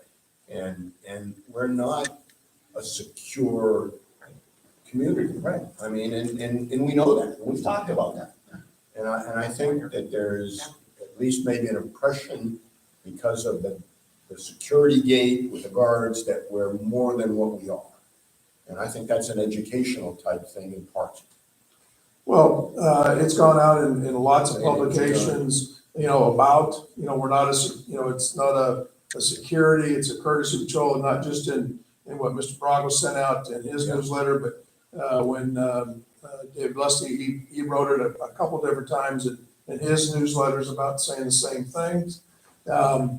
And it is a perception that, we have security, it's probably best we take the word security out and everything and just say courtesy patrol. And probably maybe the shirts as well, but it does, somebody that comes up to the front gate and they see that, well, they have security. I mean, it's a false impression. It's a detriment, But it's, but it's also somewhat of a detriment. yes, absolutely, without a doubt. Just having the gate down is somewhat of a, deterrent. But I don't know if we need to consider running a fence. No. I say let the natural barriers stay, there's hedges and. And then we've moved our offices. We're down at the other end, so it'll all be, POA and CDD down at that end of the building, and a one-stop shop for all residents. A compliment in your travels. Take a look at what happened to that old office and how nice it looks right now, where all the laundry used to be. Right. Oh, yeah. Well done. Yeah. Well done. Thank you. Everything that's moving along. It does look good, that's for sure. Keith also included his new field manager report supervisors that he will include monthly in the agenda packets. It's behind tab number 8. And it's a great report. Yep. Thanks, Keith. Keith, on your report that you gave about there were two things, 24 and 25, where he repaired the lock in the River Club and repaired the removed trash in the River Club. Yeah, that was back when Eric, the old, he would, if he needed some help with some repairs or whatever, of course, Dan is ready to help. Okay. And So just cooperation. yes, and we. Not taking over River Club funds. No, we would help, Eric would help, Dan do something, I was all for it, let's just get the job done. If you need help, just let us know and we're glad to help. Okay, thank you. All right, on my end, supervisors, just as a reminder. Speak up, please. Just as a reminder, our next meeting will be held on Monday, March 28th at 9:30. Sunshine at 8:30. And sunshine at 8:30. A few things, I do have the pre-deposition meeting tomorrow with Mark Hansen and Rich via Zoom. My deposition's been set for March 31st. Rich, yours is on the same day or? I'm not sure if it's the 22nd or the 31st. I think Okay. it might be the same day as yours. Okay, so, and I know that there's been other depositions that have been set for Corinne and Jerry Jasper as well. Right. So, we're moving along. I did reply to subpoena, as I previously mentioned, but I do expect others coming. So I will keep the board apprised as we move forward with document requests and production.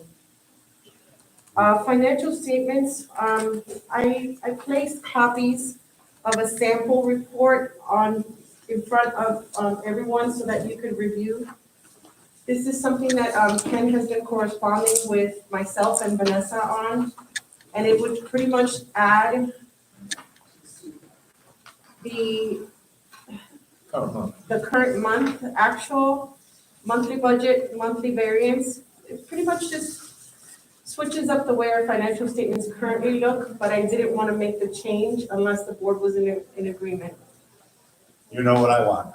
Page numbers, yes, Page Vanessa knows. Yeah. Yes, you're I'm gonna easily pleasantly pleased. surprised, but is this report format, how the board would like to view the statement? Would it make, Would you also want this for the River Club as well, or just the general fund? I think both. Okay. But would it help to have account numbers on the side to match, so we could, when we bring up something, we could say 103, 306? You mean line numbers? Yes. We do? I can ask. Line numbers or account? I meant line numbers, in other words, so we can refer if we want to ask a question. They have different Make us look a little less silly. You're talking about line numbers down the side. Yes, sir. Referring to Yeah. line one. And page numbers on the bottom, and I'll shut the hell up. Do you want them in a bigger font? Yes. I can ask Vanessa if we could accomplish. It just seemed to me that it would make sense. Okay. Now, when I was talking to them about getting a different kind of report, I wasn't necessarily looking for a change in the package. It was more for me than anything. But apparently, if there's a change in the report, it has to be in the package. Is that right? Yeah. I can't have just a report from myself. Just for yourself? No. No, because we've changed the report format. So in order to do that, she would go in and make the whole entire change to the financial statement package. So I want to make sure that, What I was originally looking for was prior year information, not just budget. So I had a comparison to what have we spent in the past. I actually get a report in relation to television. I actually get a report from Vesta that has all of it in there. It's exactly the format I was looking for, but it's more complex. So is this helpful for you? Yes. This is fine, I can get with this. so is everybody in agreement? I'm good, yeah. Yes. Okay. So I'll ask Vanessa to implement the new reporting for the next statements.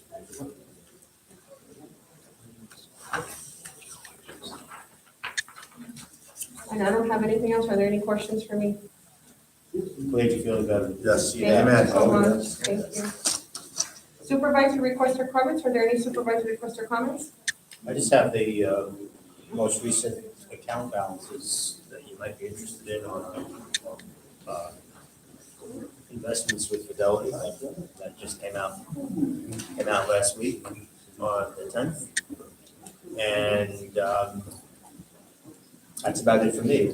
My pre-meeting is tomorrow with Mark Hanson.